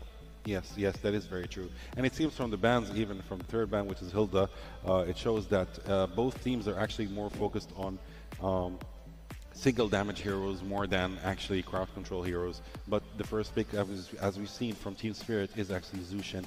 Zushin is going to be annoying. You're going to see in this match, how annoying she can be. And yeah, single target heroes. Yeah, Hayabusa is one of the picks as well. He still didn't actually lock in, but he's thinking of it. Yeah, he's thinking of it, seeing if he's actually going for the Hayabusa pick or not. As for Bimodeki, we're still waiting for his pick right now. Maybe waiting for instructions. Oh, we have the Chu is over here. Yeah, there we go. So they might not actually go for Hayabusa. They're going for Chu and Lunox, which is basically single target / crowd control heroes. So yeah, that's such a great pick for Team Max. To be honest, Adam, if you saw the jungle bans, the team is focusing on early control focus. And if we saw the support bans, we will see team fights denial. And for the XP, we will see frontline priority. That is very true. And I believe why they picked Lunox is they wanted to counter Zushin, because Zushin is going to have a hard time in front of Lunox in the early game. But in late game, you might say actually Zushin shine more in the late game. And as we've seen from Team Spirit, the pick of Claude and Hylos also, it shows that they're playing the usual, actually, let's say old school meta kind of picks. So we'll see if this actually works out for them. For the third pick in Team Max, Cypher might go actually for Lunox, or is he going for Hayabusa, as he showed him in the beginning? Nope, he's going for Lancelot. So Lancelot is such a great pick in this match. They're mostly focused on Zushin, to be honest, as I can see right now. They want to, make Zushin kill her in the early game, so she might have a hard time in the mid to late game. They will take the advantage in the early game, so she cannot do anything in the late game, and she don't have any damage and or prior advantage. Yeah, delaying. Yeah, as we are seeing these picks, what must be banned next, you think? From Team Max, they banned Fredrin. I believe Team Spirit right now should focus more on trying to ban a fighter, actually, an XP laner, or a gold laner in that case. They're mostly focused on an XP laner or a gold laner in that case. They might actually ban Lapu Lapu because he's still open. He's still there for the enemy team to pick. And there are other choices as well. For the red side, they are thinking about engage and disengage more than, because it's about the team fights and they like to fight. It's like a chaotic style they need. And they need to focus on the disengage and engaging and the frontline safety more. Exactly. And that's why we saw the Ruby ban, which is basically an annoying XP laner. They keep it aside. We don't want her in the match. We don't want to see her in the match. She's going to give us a hard time, especially with the picks of such as Lancelot and Chu as well. So that's a good ban. As for Team Max right now, they might still focus on the jungle bans, because Team Spirit still did not go for a jungler. They might force them to go for a jungler just like they did with Vendetta, but they went for Guinevere, so they're still focusing on the XP ban. Right now, there is still a chance for Team Spirit to go for a good jungler, but let's see their ban. What is it going to be? What are they going to go for? Yeah, the last ban will continue. We will see for the last ban for the blue side. because we have now 2 XP laners. It's banned. They are focusing a little bit on the XP, more than like jungles. Because now jungles it's already open, and Labo Labo it's also open for the blue side. Yes. So you'll see maybe they will focus on Labo Labo or they like different play style at him. Yeah, probably they might go for a different lifestyle, but if playing safe, I think they would go for banning Lapu Lapu in that case. Or Gatotkacha, but I don't believe they would do it. So they went for a Lapu ban. Yeah, yeah. So are we seeing a defensive ban here or an offensive ban? It's actually a defensive ban. Yeah, because they are scared from it. Like they don't want to see it in the game because he's a little bit annoying and he's in the meta and he got buffed and everyone is focusing on it. Actually, what I think Team Max would go for, they might actually, Vendetta is actually a great choice for an XP laner, facing the picks from Team Spirit. That's a good choice, or even, you know, an off-meta pick like Joehead or a meta pick like Xborg as well is available. Yeah, Xborg very good, like to choose here. Also for the Joehead Tigreal, also we can see. Uranus is actually a good choice. Yeah, Uranus is such a wonderful choice, the king of lifesteal. But we still have Esmeralda, by the way, in the XP lane. There we go. There we go. Perfect. Yeah. So I expected Esmeralda as well to happen. Edith is also a good choice, but we are seeing Yusen Shun. In the last. Yeah, Yusen Shun is a good jungler, to be honest. Maybe Team Max did not actually expect them to go for that pick, but I think Yusen Shun is a force pick for Team Spirit, because this is the only choice that they have right now, other than Hayabusa. But Hayabusa is not a good choice facing the heroes, the picked heroes from Team Max actually. But these drafts from Team Spirit, does it rely on early game or scaling? No, it's mostly scaling. It's not early game. These are not early game picks. I think both teams are actually looking to go for the mid game, not late game, mid game. Yeah. Because Yusen Shun, you need to wait until like mid game until he will get like his complete items and he can make the more damage. Because the red side he can like little bit counter it during the farming, during the roamings. But Yusen Shun he can little bit farming and he can focus on the jungle side better. Yes, that is very true. I believe Team Max will go for a marksman to face Claude. They're still not sure what to pick, I believe, so there are lots of choices. What do you think, Soldier? Granger. As we said, marksman.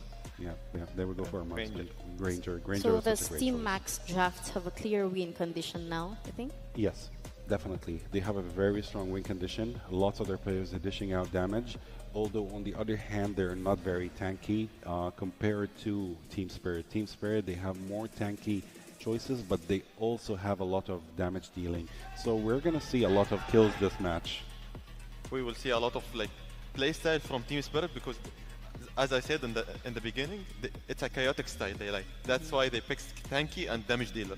More than Team Max, they are playing in the structured thing, and they like to play it like ABC until Z. So with this draft, who won it and why? Team Spirit. It's like a chaotic style and fighting style. That's the thing I like. Yusen Shun. Do you agree? I'm waiting. I would agree to disagree on that case. I think Team Max actually has the upper hand in this match because they have higher mobility, much higher mobility than actually Team Spirit. So yeah. That's what we're expecting, and the match started right now. Excited to see. We're gonna see lots of kills this match. That's what I'm sure of. And they're very hyped about it. A lot of objectives also. Yeah. Wow. Okay, so we're going to hand it over to our casters to bring you all the action. Don't go anywhere. Game 1 starts now here at the Games of the Future Abu Dhabi 2025, powered by ADNOC.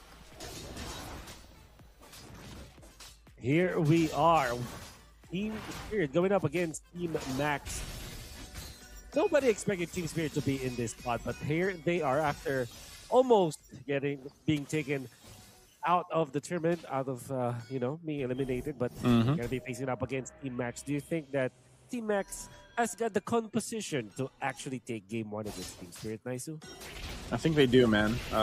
This is one of the things that it's a little bit of a throwback King Ares has the Uranus, and then you have the Esmeralda across from them. Hold on, mid lane though, they're quite low. In a good position. Sal's actually dying to the first blood. One shot was going to go for his own. Sunset Lever goes forward just to drag him back. A whole lot of battle spells thrown out in the first minute of the game.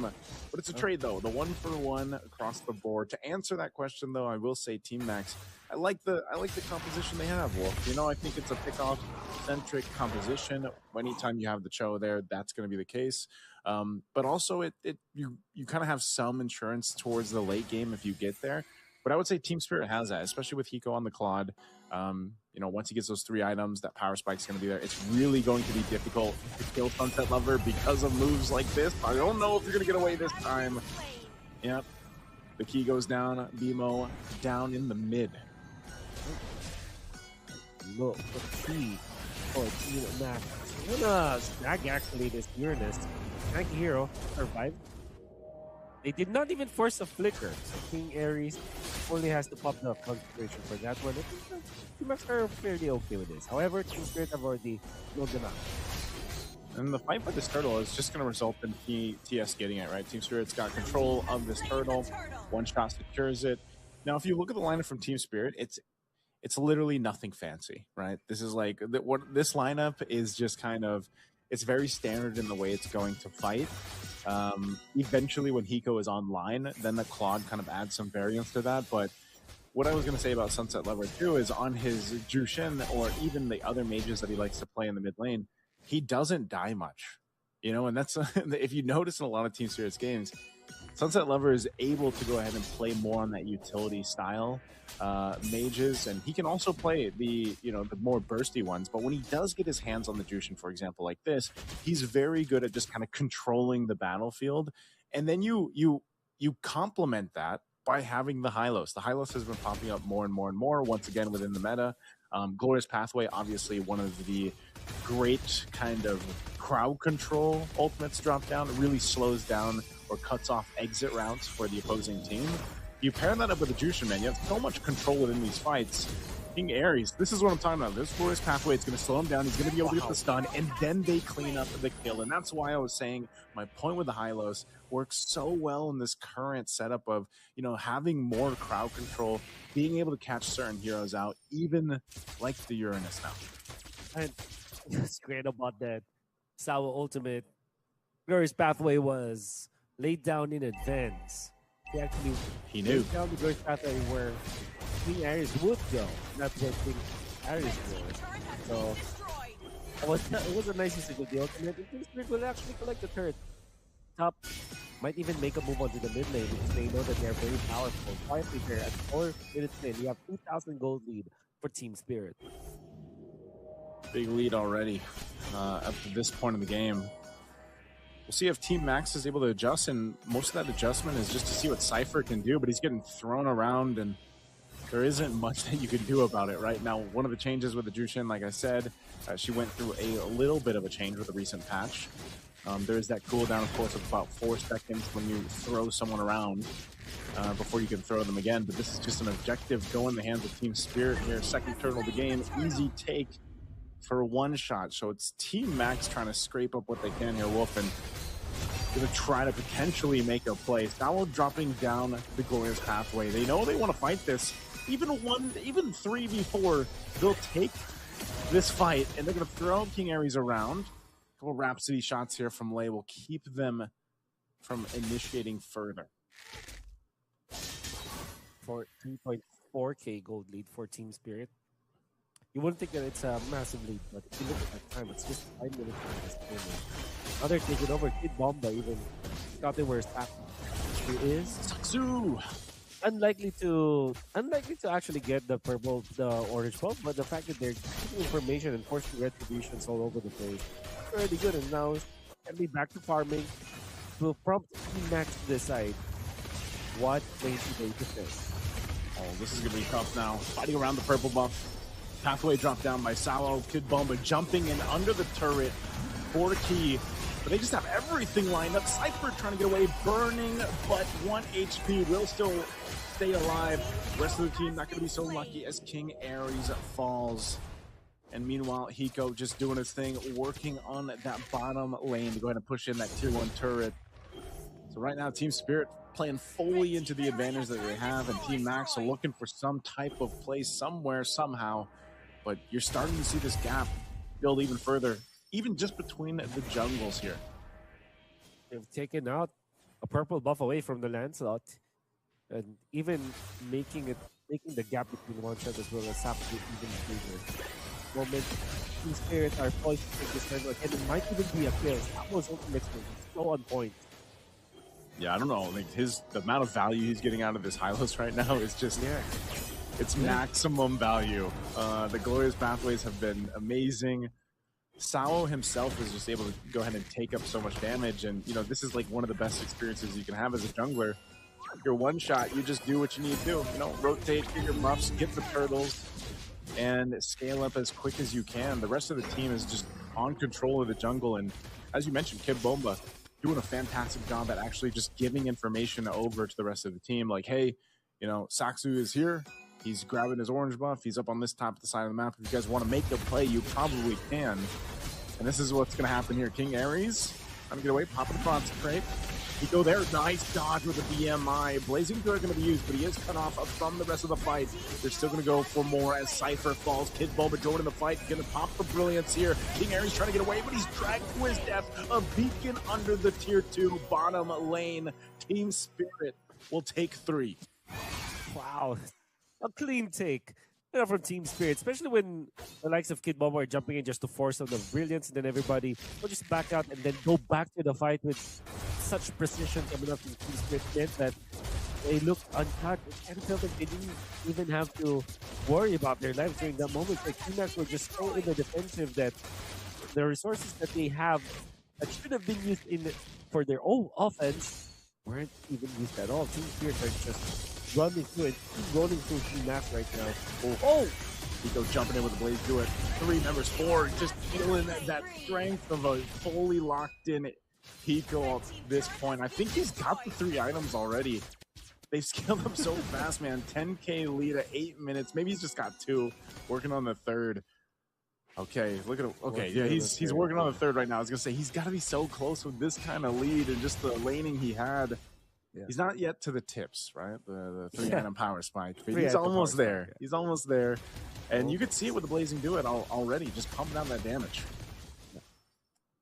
You know, you can see the Team Spirit are very comfortable with the outcome of this early game with them. So from the mid game, we haven't even reached the mid game yet, but now we are.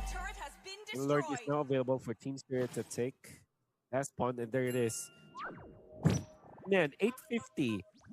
8 minutes and 50 seconds, 3-item power spike for a gold laner. We haven't seen that in a very long time. Ever since the patch, the next project next, where all of the gold inside lanes were reduced, we have not seen any 39-minute 3-item power spike. This is one of the fastest 3-item power spikes we've ever seen. This is about one of the fastest ones we've seen, at least here too, for Games of the Future, I'd say. You know, one of the quickest power spikes that we see built up on a lineup that, like I said, isn't anything fancy. And honestly, if you look at all the team fights and everything they've done, it's either been a pathway drop down or just Sunset Lover dragging people, right? And now, like I said, once Hiko was online, which is just happened about a minute ago or so, you know, he just needs to jump in with a Blazing Duet, brings multiple people low from Team Max, and they're not really in a fighting position. I mean, even just a couple auto attacks, oof, plus the charge up shot from one shot, able to bring them down nearly to half health as they get ready. Hiko too, though, good damage with the Thorn Rose. He's gonna get healed up while they're revitalized. They're gonna try to do the best to defend against this push with a massive disadvantage in terms of gold. You can see they have to really choose the way they fight against Team Spirit. They gotta clear in the mid wave though. It's gotta push into here. The base turret is gonna go down on the bottom lane. One shot. Go ahead and poking down at Team Max. Another one. Lord's finally gonna go down here. Natsu trying to make some work. Thorn Rose trying to clear out the waves, but the turret goes down anyway. Team Spirit still has a wave of pushing up top to possibly clear out one last base turret. I think even with 13,000 gold lead, unless they are able to convert a kill here, they might not push it in, but they dropped down the pathway. They're going to flicker out from King Ares. They're still going to be fine, but they can't get this turret. What's Team Max going to do here? Do they watch the base get fully taken out? Viper jumps in, but he might have gone a little bit too far as he's taken out by Sunset Lever, and finally King Ares goes down as well. They lose two. Team Max is going to lose the last base turret, and Team Spirit with the numbers advantage. Whoa! Goodbye, Bimo. The key just absolutely decimated. Baxter going to be next. He's going to possibly get dragged back, but the base is going to be worked on. There's one minion. It's cleared out. They still have the mid wave pushing in. So Team Spirit will wait a little bit longer. There's way too much time still here for Team Max to be back up. So the base is going to be locked on, and they will take a dominant game one. Super dominant game number one. You will miss it. That is the kind of gameplay that Team Spirit has shown us. Absolute domination. Game number one. And looking at the heroes that they have drafted, very standard. But the way that they played it, it's really, really good. I think even nobody from their team have actually overextended in this game. You know how good their execution was. It was very quick. We didn't watch it. I mean, of course, Team Max was able to get that first team fight, but versus Spirit just did not let go of this game. I'm sure that there are more points that our panel will be talking about, so let's go over to this video.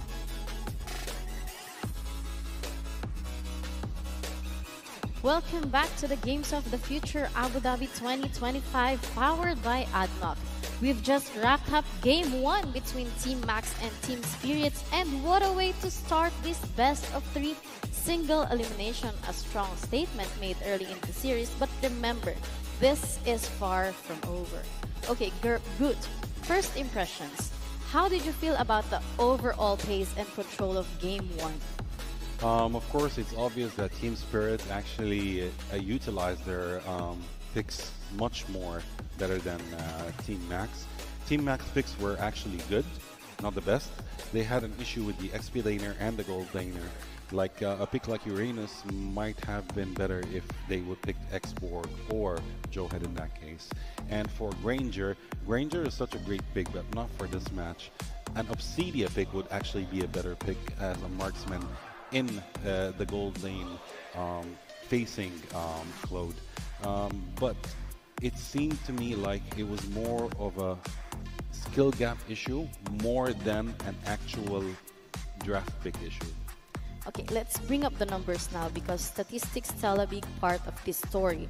Soldier, looking at the objective control, what stands out to you the most? To be honest, Team Spirit have controlled all over the objectives. They have 3 turtles, 1 Lord, and for the gold difference, I think almost to 11k. So that's a huge gold difference between the teams. Team Spirit, they focus also in the early fights, as I said, like early skirmishes. They like to do that, like in the chaotic style. They need to finish it fast as until like Team Max, they will not reach their potential or their win condition. So Team Spirit, their win condition for the early game. So good. Goal difference, turret control, neutral objectives. Do these stats reflect clean execution or mistakes from the losing side? No, it's actually clean execution more than mistakes on the other side. Although there, I would say like a pick like Lunox actually facing Zushin was actually, she has the upper hand. But why has she not performed? Because there were better roamers, better roaming, better protection for Zushin compared to the protection for Lunox. Chu, I believe, also was not the best pick to go for as a roamer. You know, he could not actually stop the pushes and the ganks happening from Team Spirit.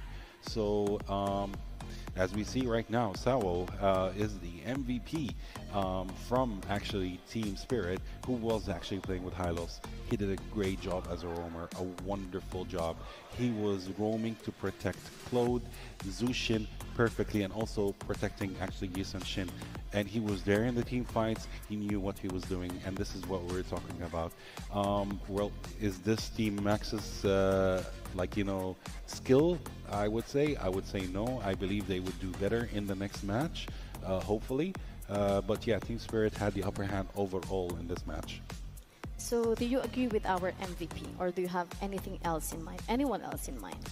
No, actually, I believe the MVP is actually the right choice. He was there all around the game. He was visible all the time.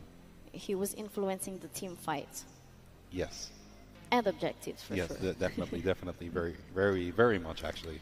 Okay, let's talk about Team Max. What went wrong for them? No, as I said, the picks, they had a slight mistakes in the picks. They didn't utilize their picks as much as they could. It seemed that there was actually an element of fear as well in the team fights. They were, having second doubts either to join the fight or just back out. They had lots of second doubts, which actually made Team Spirit benefit from. Yeah. Is this a fixable mistake within this short break? Do you think they will be able to get back in game 2? Hopefully, hopefully. Lots of teams, they've done it, so I believe they could do it. Soldier? For the Team Max, they have a lot of cards, and they can play on early, mid game more than late game, because Team Spirit, they are focusing in early game. That's like the counter play for this one. Focus on the towers, focus on the jungle side objectives, and focus on the XP lane and the roamers. That's the thing will get you to the win condition for you. So basically, the entire team needs to actually synergize more than what they're Chemistry doing now. more. Yeah. Okay, so they need to shake things up instead of focusing on their comfort.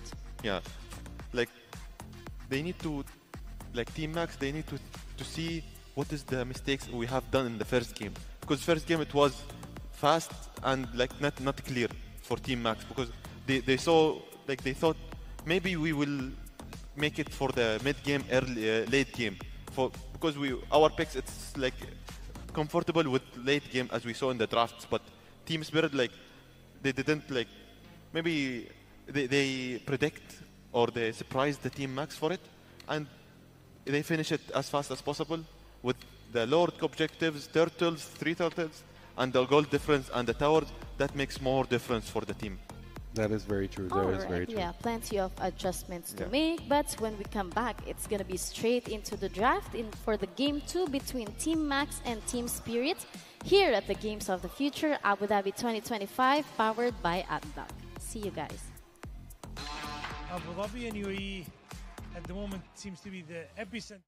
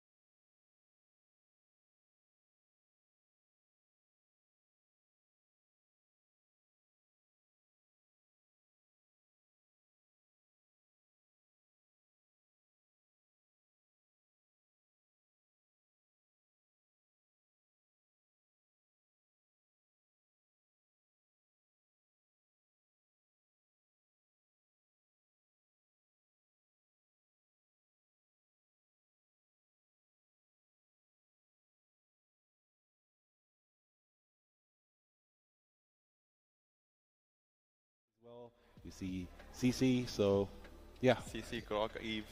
Yeah. And this time they're banning Zushin because Zushin was very annoying the first match when Team Spirit were playing with it. They picked the Hilda immediately. We can see very fast picks. They're not thinking twice. Let's see Team Max, what are they going to do this match and what will be their picks? To be honest, Team Max, they need to avoid the early fights with Team Spirit to reach to the win conditions, and they need to trade objectives. If Team Spirit they're doing turtles, just go bottom or just go top and take the towers and try to trade the objectives with it, or try to take kills. That's like trading. It's the best thing they can do with Team Max, because they need like to sacrifice something by something for them. Wow, the picks for the both teams, the red side and blue side, it's, to be honest, targeting, meta, and teasing. But what does this tell you about Team Spirit's confidence with this first pick? It's a usual pick, you know. If Hilda is open, then why not take it? She plays a huge part as a roamer. She's such an annoying roamer, actually. There is no need for them to go for another Hylos pick in this match. Maybe they want to mix and match, see different styles, different strategies, you know, try them out. Since they're actually feeling comfy right now and having the 1-0 win. But I believe Team Spirit will still go for the win. They will try to go for the win and not just gamble. As we can see right now from Team Spirit, they are going for 2 heavy heroes plus a marksman, whereas Team Max went for Gatot Kacha, including the mid laner Kimi in that case. Now I believe Team Max still has a chance to go for a meta pick, but picking a Ruby early, do you think that this is a good choice? For picking a Ruby as like a loser, like if you don't have a chance, it's a good, because like it's a good advantage for you. It will make you, it will buy a time during the game to get to the win condition, to get like buy the items, and it will get like for the team to get advantage on it for the Ruby. And as we can see right now, the third pick from Team Max is actually Lancelot. And Lancelot is going to have a hard time with actually Fredrin if they're going head on, 1v1. But I believe this is another task for Lancelot. It won't be his main task to go a one-on-one with Fredrin. Right now, we're back to the second phase of the bans, and we're waiting for Lei to go to choose the ban. What is he going to go for? Is he going to go for an XP laner, or is he going for something else? He went for an XP laner. Yep. Now they're going to start banning XP laners, since I believe both teams still did not go for their XP pick.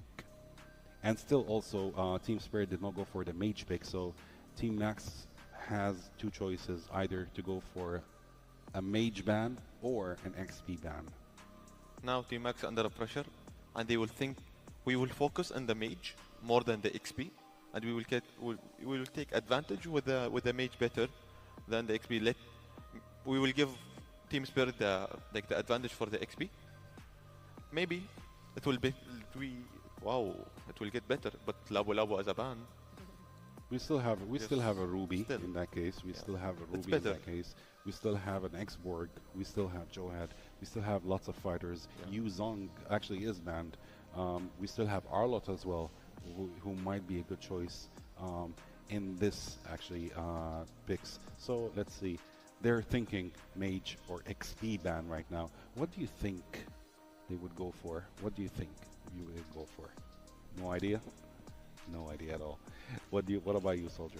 To be honest, for Team Max, they will think to go for the late game, and they will think, let's make it late as possible for them. They went for an Edith ban, which is...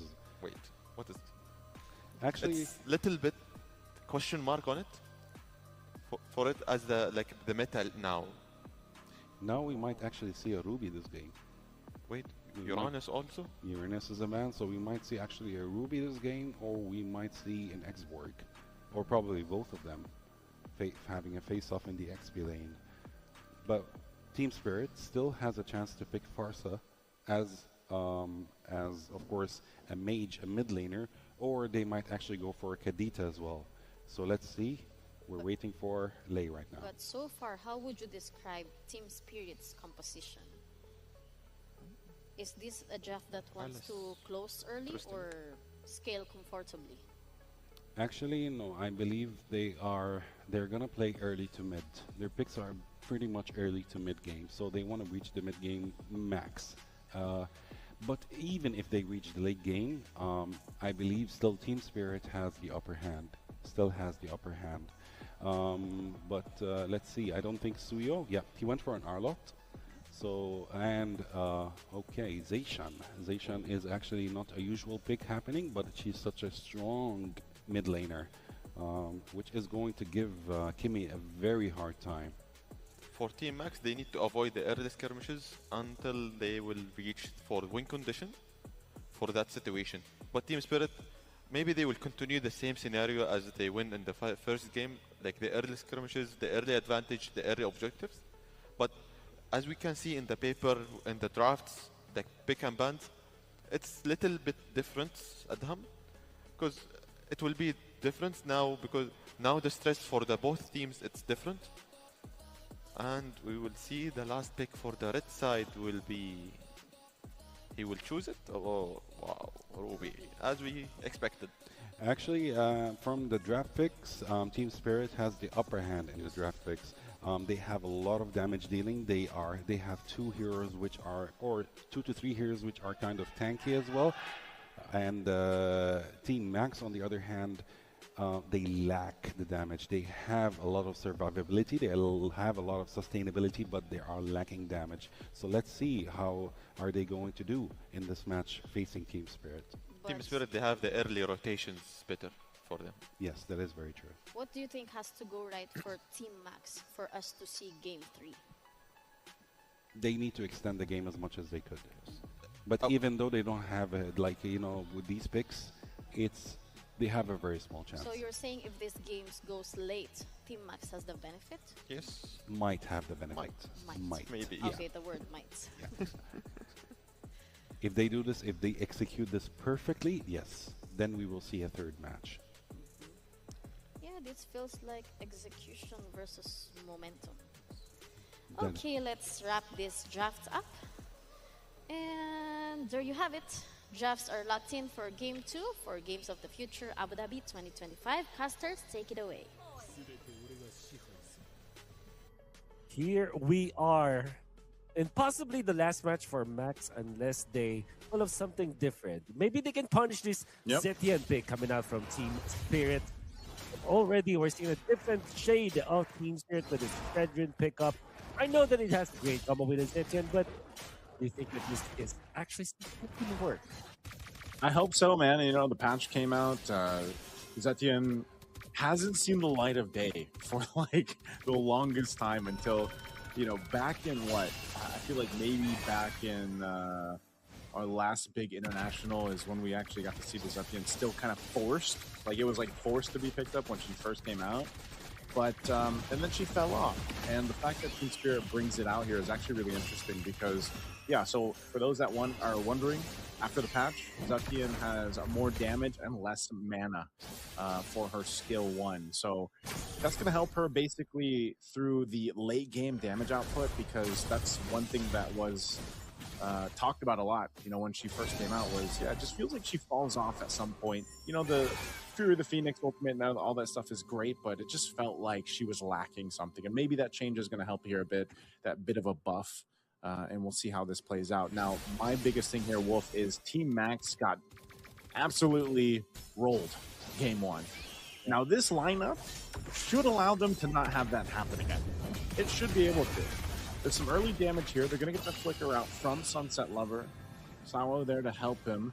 But that is a resource down, and I think that's one of the main things. They just got to make sure they don't get snowballed over like last time. Again, they start this is to eventually punish this Zetian in the mid lane because the main weakness about Zetian is mobility. Auto slash already used. In the little space here, Kid Bomba actually is able to flicker out. One shot securing the objective. Gets the turtle. Oh, wow. There's the Fury of the Phoenix. What a great stun. Finding multiple members. A double for Kid Bomba. He wanted to make it a triple, but now they're looking for more. The flicker comes through just to stay alive. And oh my goodness. It's already started 2.5 minutes in. The Team Max did not expect such a tempo coming up from T-Shirt. In fact, Sunset Lover was level 3 when that fight broke out. Before the fight broke out. When the turtle fight. Once they get the turtle, obviously all of your heroes will get their level 4. Sunset Lover pops the ultimate, the perfect timing that allowed Team Spirit to get 3 kills cleanly against Team Max. And not only that nice, they have stolen the purple buff away from Sakzu the Lancelot. We were talking about how important this is for Team Max to get back. But man, that's just the first 2 minutes of the game, you're already in a massive depth for Team Spirit. Yeah, this is not where you want to be, man. You know, this is almost reminiscent of the last game. You're a few minutes in, you're already facing a couple thousand gold deficit, which again, with this kind of lineup that they have, they don't want to be in that position. You know, they want to go ahead and because we've seen this many times. Like if you don't have that traditional marksman, now the Ruby's great. We've talked about this quite a bit. You know, you have great crowd control, you have great sustainability, but there is a certain time in the game that lacking that traditional marksman in the gold lane or in that team composition is going to most likely affect the way that you can close out a game. Yes. And the fact that you're playing with your back against the wall already in the early game and you're most likely going to lose this second turtle as well is a tough position to be at with this kind of lineup because again, Hiko is in the same position. He's basically just a ticking clock here for them. As soon as he's online, he's got even the 2 items, he's going to be okay. You see, he actually got pulled by Lei. Lei using that I'm offended, but Hiko didn't even need to use a Purify. He's fine in that lane until eventually he joins these team fights later on. 2.5k gold lead for the next turtle and level 7 one-shot. Oh! Big final slash once again, forcing the fight, throwing a ruin, throwing out there. BMO Key trying to get away. Saksu also on the run now. Kid Bomba actually quite low. He's going to go for that stun. He pops the regen, but King Ares will be able to whittle him down. It's still a trade, though, the 1-for-1, but the turtle will go in the hands of Team Spirit. Oh, that was the closest start coming up with the combo of the Zetian. Go with Scarlet. Comboed up so well. Unfortunately, Team Spirit kind of overstepped their bounds and wanted to really take down Saksu. Saksu runs away. They will lose one of their heroes. Kid Bomba is an important hero to preserve, in fact. However, Team Spirit will not be punished. One-shot impact, even against the purple buff. They get away from Saksu. That's the 3rd cycle now of the buff, right? And 2 out of the 3 cycles, Lancelot weren't able to get the purple buff for himself. This is definitely one of the things you're seeing here in this game and the way Team Spirit has been playing. You know, ever since their group stage game where they got bullied by RQ Hoshi, I feel like they've really refined the strategy here, Wolf, you know, and they are playing like a team. For some reason on the first game on Stream A, it just seemed like they were disconnected. Well, they quickly fixed that in the previous days. And they're a well-oiled machine up to this point. So for Team Max, they're going to have to be able to, they need to match that. The presence that Team Spirit has across the map, the way that they're actually giving each other information. You see this so often with the way that Sowell is playing. And again, he's so proactive in that roam role that it gives so much information, a one-shot, and the rest of the team to move around the map. So that's one of the big pluses here. Whereas on the flip side, unfortunately for Cypher, he's left to mainly kind of playing defense and protecting the team or protecting BMO the key because there's been so many instances, especially when that flicker is not available. Comes up now for BMO, but earlier on it was burned. So, you know, Cypher is just trying to play Guardian up to this point, and it's a really tough position to be in as the roam for Team Max. Yeah. DHS picked up by Hiko just a few moments ago. Would assume that it's actually 2 items available for the god now. Don't go for King Ares. Should be able to get away with the Gleam here or something, but the final slash is going to keep him there. Front of Ruin used up. He heals up a little bit. He will be able to escape over. The Fury of Phoenix is going to actually stun him. Good discipline on waiting to use that. With King Ares gone, Saksu, what's he going to do? He's going to go for Hiko, try to convert something out of this. The Blazing Duet going to be used, and Samo joins the fight just to make sure he's there, but they want to secure the objective. Last turtle of the game, it's going to be started up by one shot. Team Spirit has a clear sign to take this with the Saksu. No room to move here, so turtle secured. Cypher on the run. I'm not sure Energy Eruption is going to be used, but not worth it. Team Spirit continues to once again build up on this gold lead. Yeah. Rico just quietly farming up top. Only waiting for the golden staff, I believe. To usually go for that kind of build up. And this will mean that eventually Team Spirit will just run over Team Max once again. That plan is going to be crucial as well in the late game. Cool. Just easy. Just gone. I mean, even as a tanky hero, so quick to just go down. And again, this is proof of having this kind of lead. Yeah. You know, we saw this exactly in game one, Wolf. Yes. We see a lot sort of invade here coming out from on top. Cameron, of course, increasing his lead over the Lancelot once again. Lancelot is just level 9, almost level 10. One shot is 11. Can actually take out this purple buff. Oh my goodness! Wow. One shot was ready for that. And Arnold Fredrin, a classic combo. Even a Lancelot, apparently, they're not going to let up here, Wolf. Under the turret, in between the tier 1 and tier 2. Team Spirit just unrelentless on what they want to take from Team Max, not giving them a moment to breathe. Team Spirit wanting to end this one just as quick as they did in game 1. And like you mentioned, that deadly combination of the Fredrin Arlot just proven why it's such a deadly kind of combo of kits that you could utilize in many different ways. Then Zetian and Arlot with additional stun from the ultimate that is almost guaranteed. It will mean that you will ever so pop your bench to pass in a spit bomb. And Sunset Lover, from some reason, gets an orange buff from somewhere. This is how massive the lead is. Now they can go for Saksu once again. Oh. Once again, look at this. Cypher, not sure if he's going to be able to get away. He's relying on that pass, but he goes down at Hiko. Hiko going to the back line. He will get stunned here. A couple flickers via Burn King. Aries going to be next. He tries to get away. He bumps a flicker from Hiko. Goes in under the turret. Will pick up another 4 fall for Team Met. Only Saksu left alive. Lord is for the taking. The shield will pop in the mid. And there you go, Team Spirit once again finding themselves 11,000, almost 12,000 ahead, just like in game 1. With this Lord secured, they'll get ready to go ahead and march into the base and potentially sweeping, sending Team Max home. Let's take a look at the replay. With Bumble being the aggressor here, Salvo on the other side pressurizes Sniper out, and then the initiation. One that is there, goes to come from Team Bomb, but then gets out. Wants to clear out the kill of the lane. Then Hiko, feeling ever so confident, there will be no punish whatsoever. As they not only get the teamfight win in the bottom lane, they also get the Lord unscathed, untouched. It's looking bleak for Team Max. It will take a miracle for them to get back. We'll see if they still get something to attack here. Not much of a fighting position to be in. One shot jumping through the wall. King Aries already low. Has to go ahead and heal back up. Lord working on this base turret. A Divine Glaive picked up for Sunset Lover to do even more damage.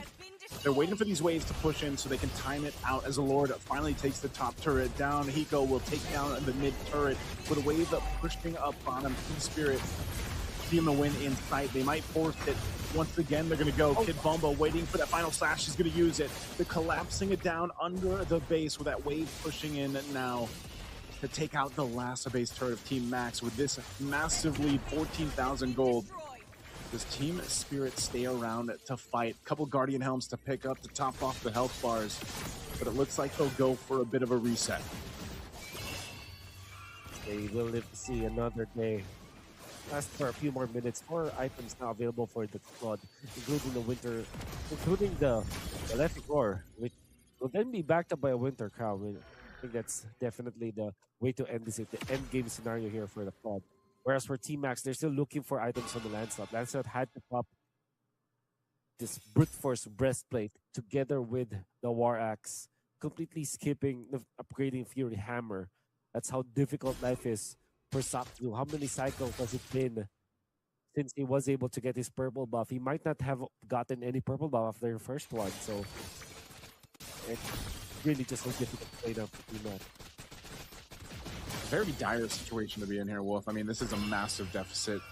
You usually don't even see it get to the point, you know, at this point, even if it's 10,000, you're like, man, that's so hard to work against. Now 14,000 in this case, you know, you got Team Spirit basically locked in terms of itemization. If they wanted to actually force a fight, they could most likely win it, but there is always that chance if you force that fight when you don't really need to, that you give that opening window to the opposing team to just kind of turn things around. Because the shutdown gold would be massive here if Team Max is able to get it on the right heroes. And that's why you see Team Spirit, again, a team with veterancy that has played multiple internationals and multiple tournaments together up to this point, still showcasing that they're going to go and do the right things, stay disciplined, grab this objective, and then march into a base that doesn't have any base turrets left for Team Max. So Lord is obliterated just as quickly as Team Max has been through these fights. And they might choose to just fight Cypher. Get some shots from Hiko here, but they'll prep up for this defense. And Stubborn Hiko stealing away the purple buff again. How long has it been since Taku was able to get that purple buff? Team Spirit are going to be methodical with it. Going to be waiting for the Lord. A massive army of Team Spirit minions, heroes, and the Lord going to be knocking into the base of Team Max in the face of elimination.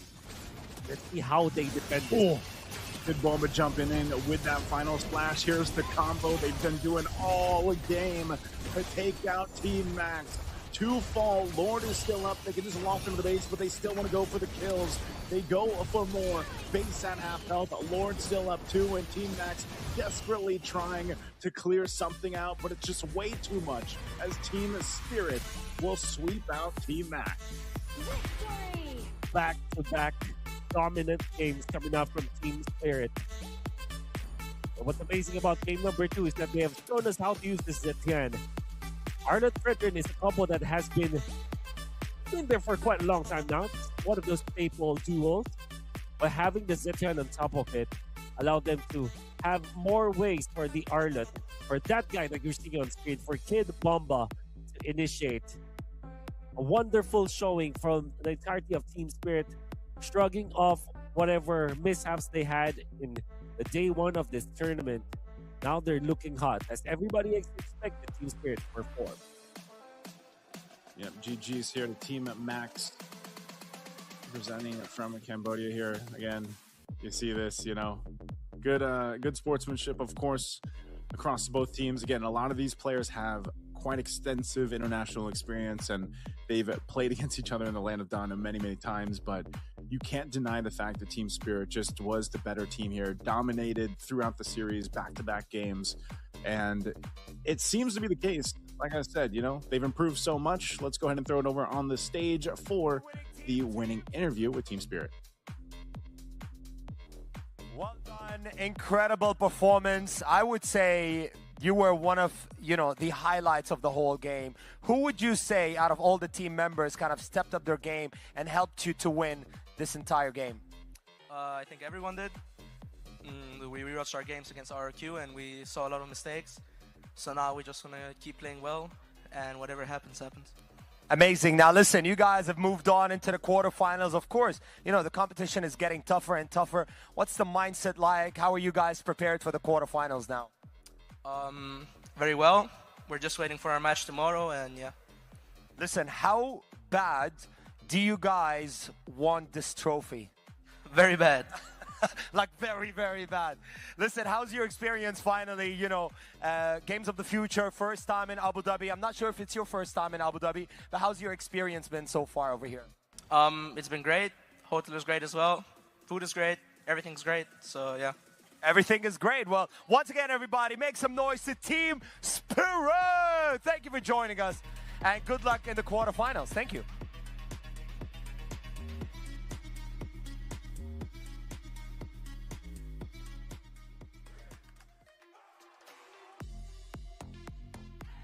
Spirit closed it out in dominant fashion with 2-0, and they are moving forward in the single elimination bracket.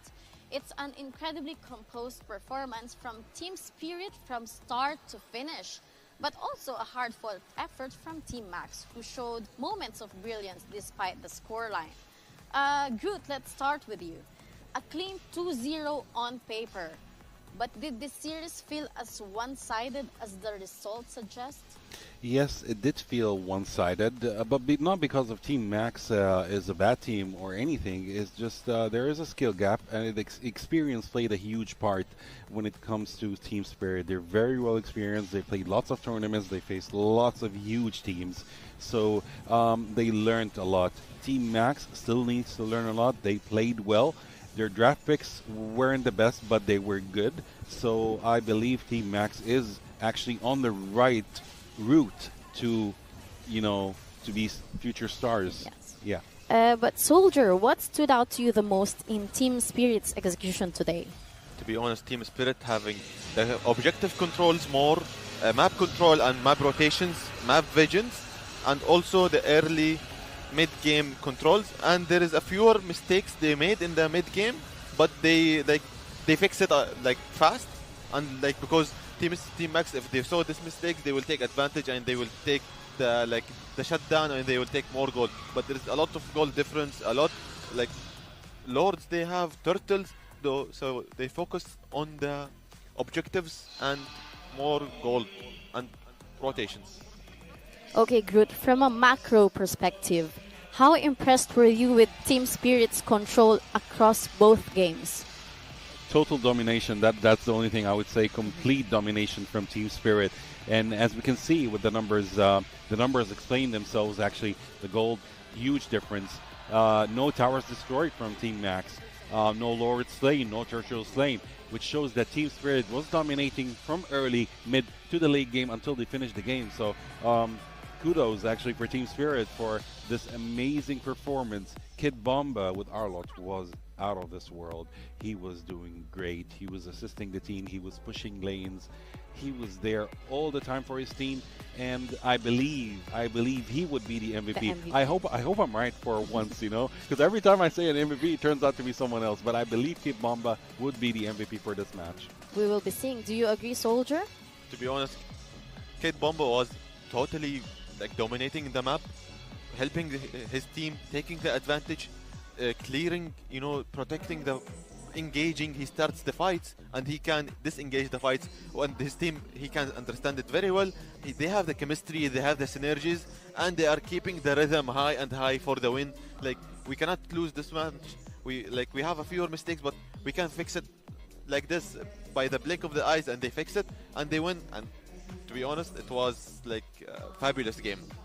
But you're saying Kid Bomba, but this is based on consistency or clutch moments? Actually, as And we there can we see, have it. Yeah, Kid Bomba Wow. is actually the MVP. I'm glad he is. He deserves it. He was actually the master initiator of each and every fight, if you notice. He was initiating the fights. His team was waiting for his initiation, and then they would start, bombarding, basically. That's why Kid Bomba. Exactly. He's the initiator, and then they would start bombarding the enemy team. Yes. So, yeah, a great performance from Team Spirit in this match. I'm excited to see them tomorrow in tomorrow's matches, actually, and wish them all the best. Yes, and on the next match, I think we will be having Team Falcons versus Mythical Seal. Yes, Yeah. that is true. That's gonna be matches the end of the match, but I really like it because Falcon and Mythical, it's gonna another story. You need to tell the story to your kids. Exactly. Team Falcons, But how do you see the matchup playing out between Team Falcon and Mythical Seal? basically Team Falcon are MPL winners. They actually participated in the major world championship, so they have all the experience they need to face Mythical Seal. Mythic Seal, on the other hand, is still a strong team. It's still a very strong team. I'm excited to see what are they going to do facing Team Falcons. Yeah, we are just all excited to see the next match. We can't wait.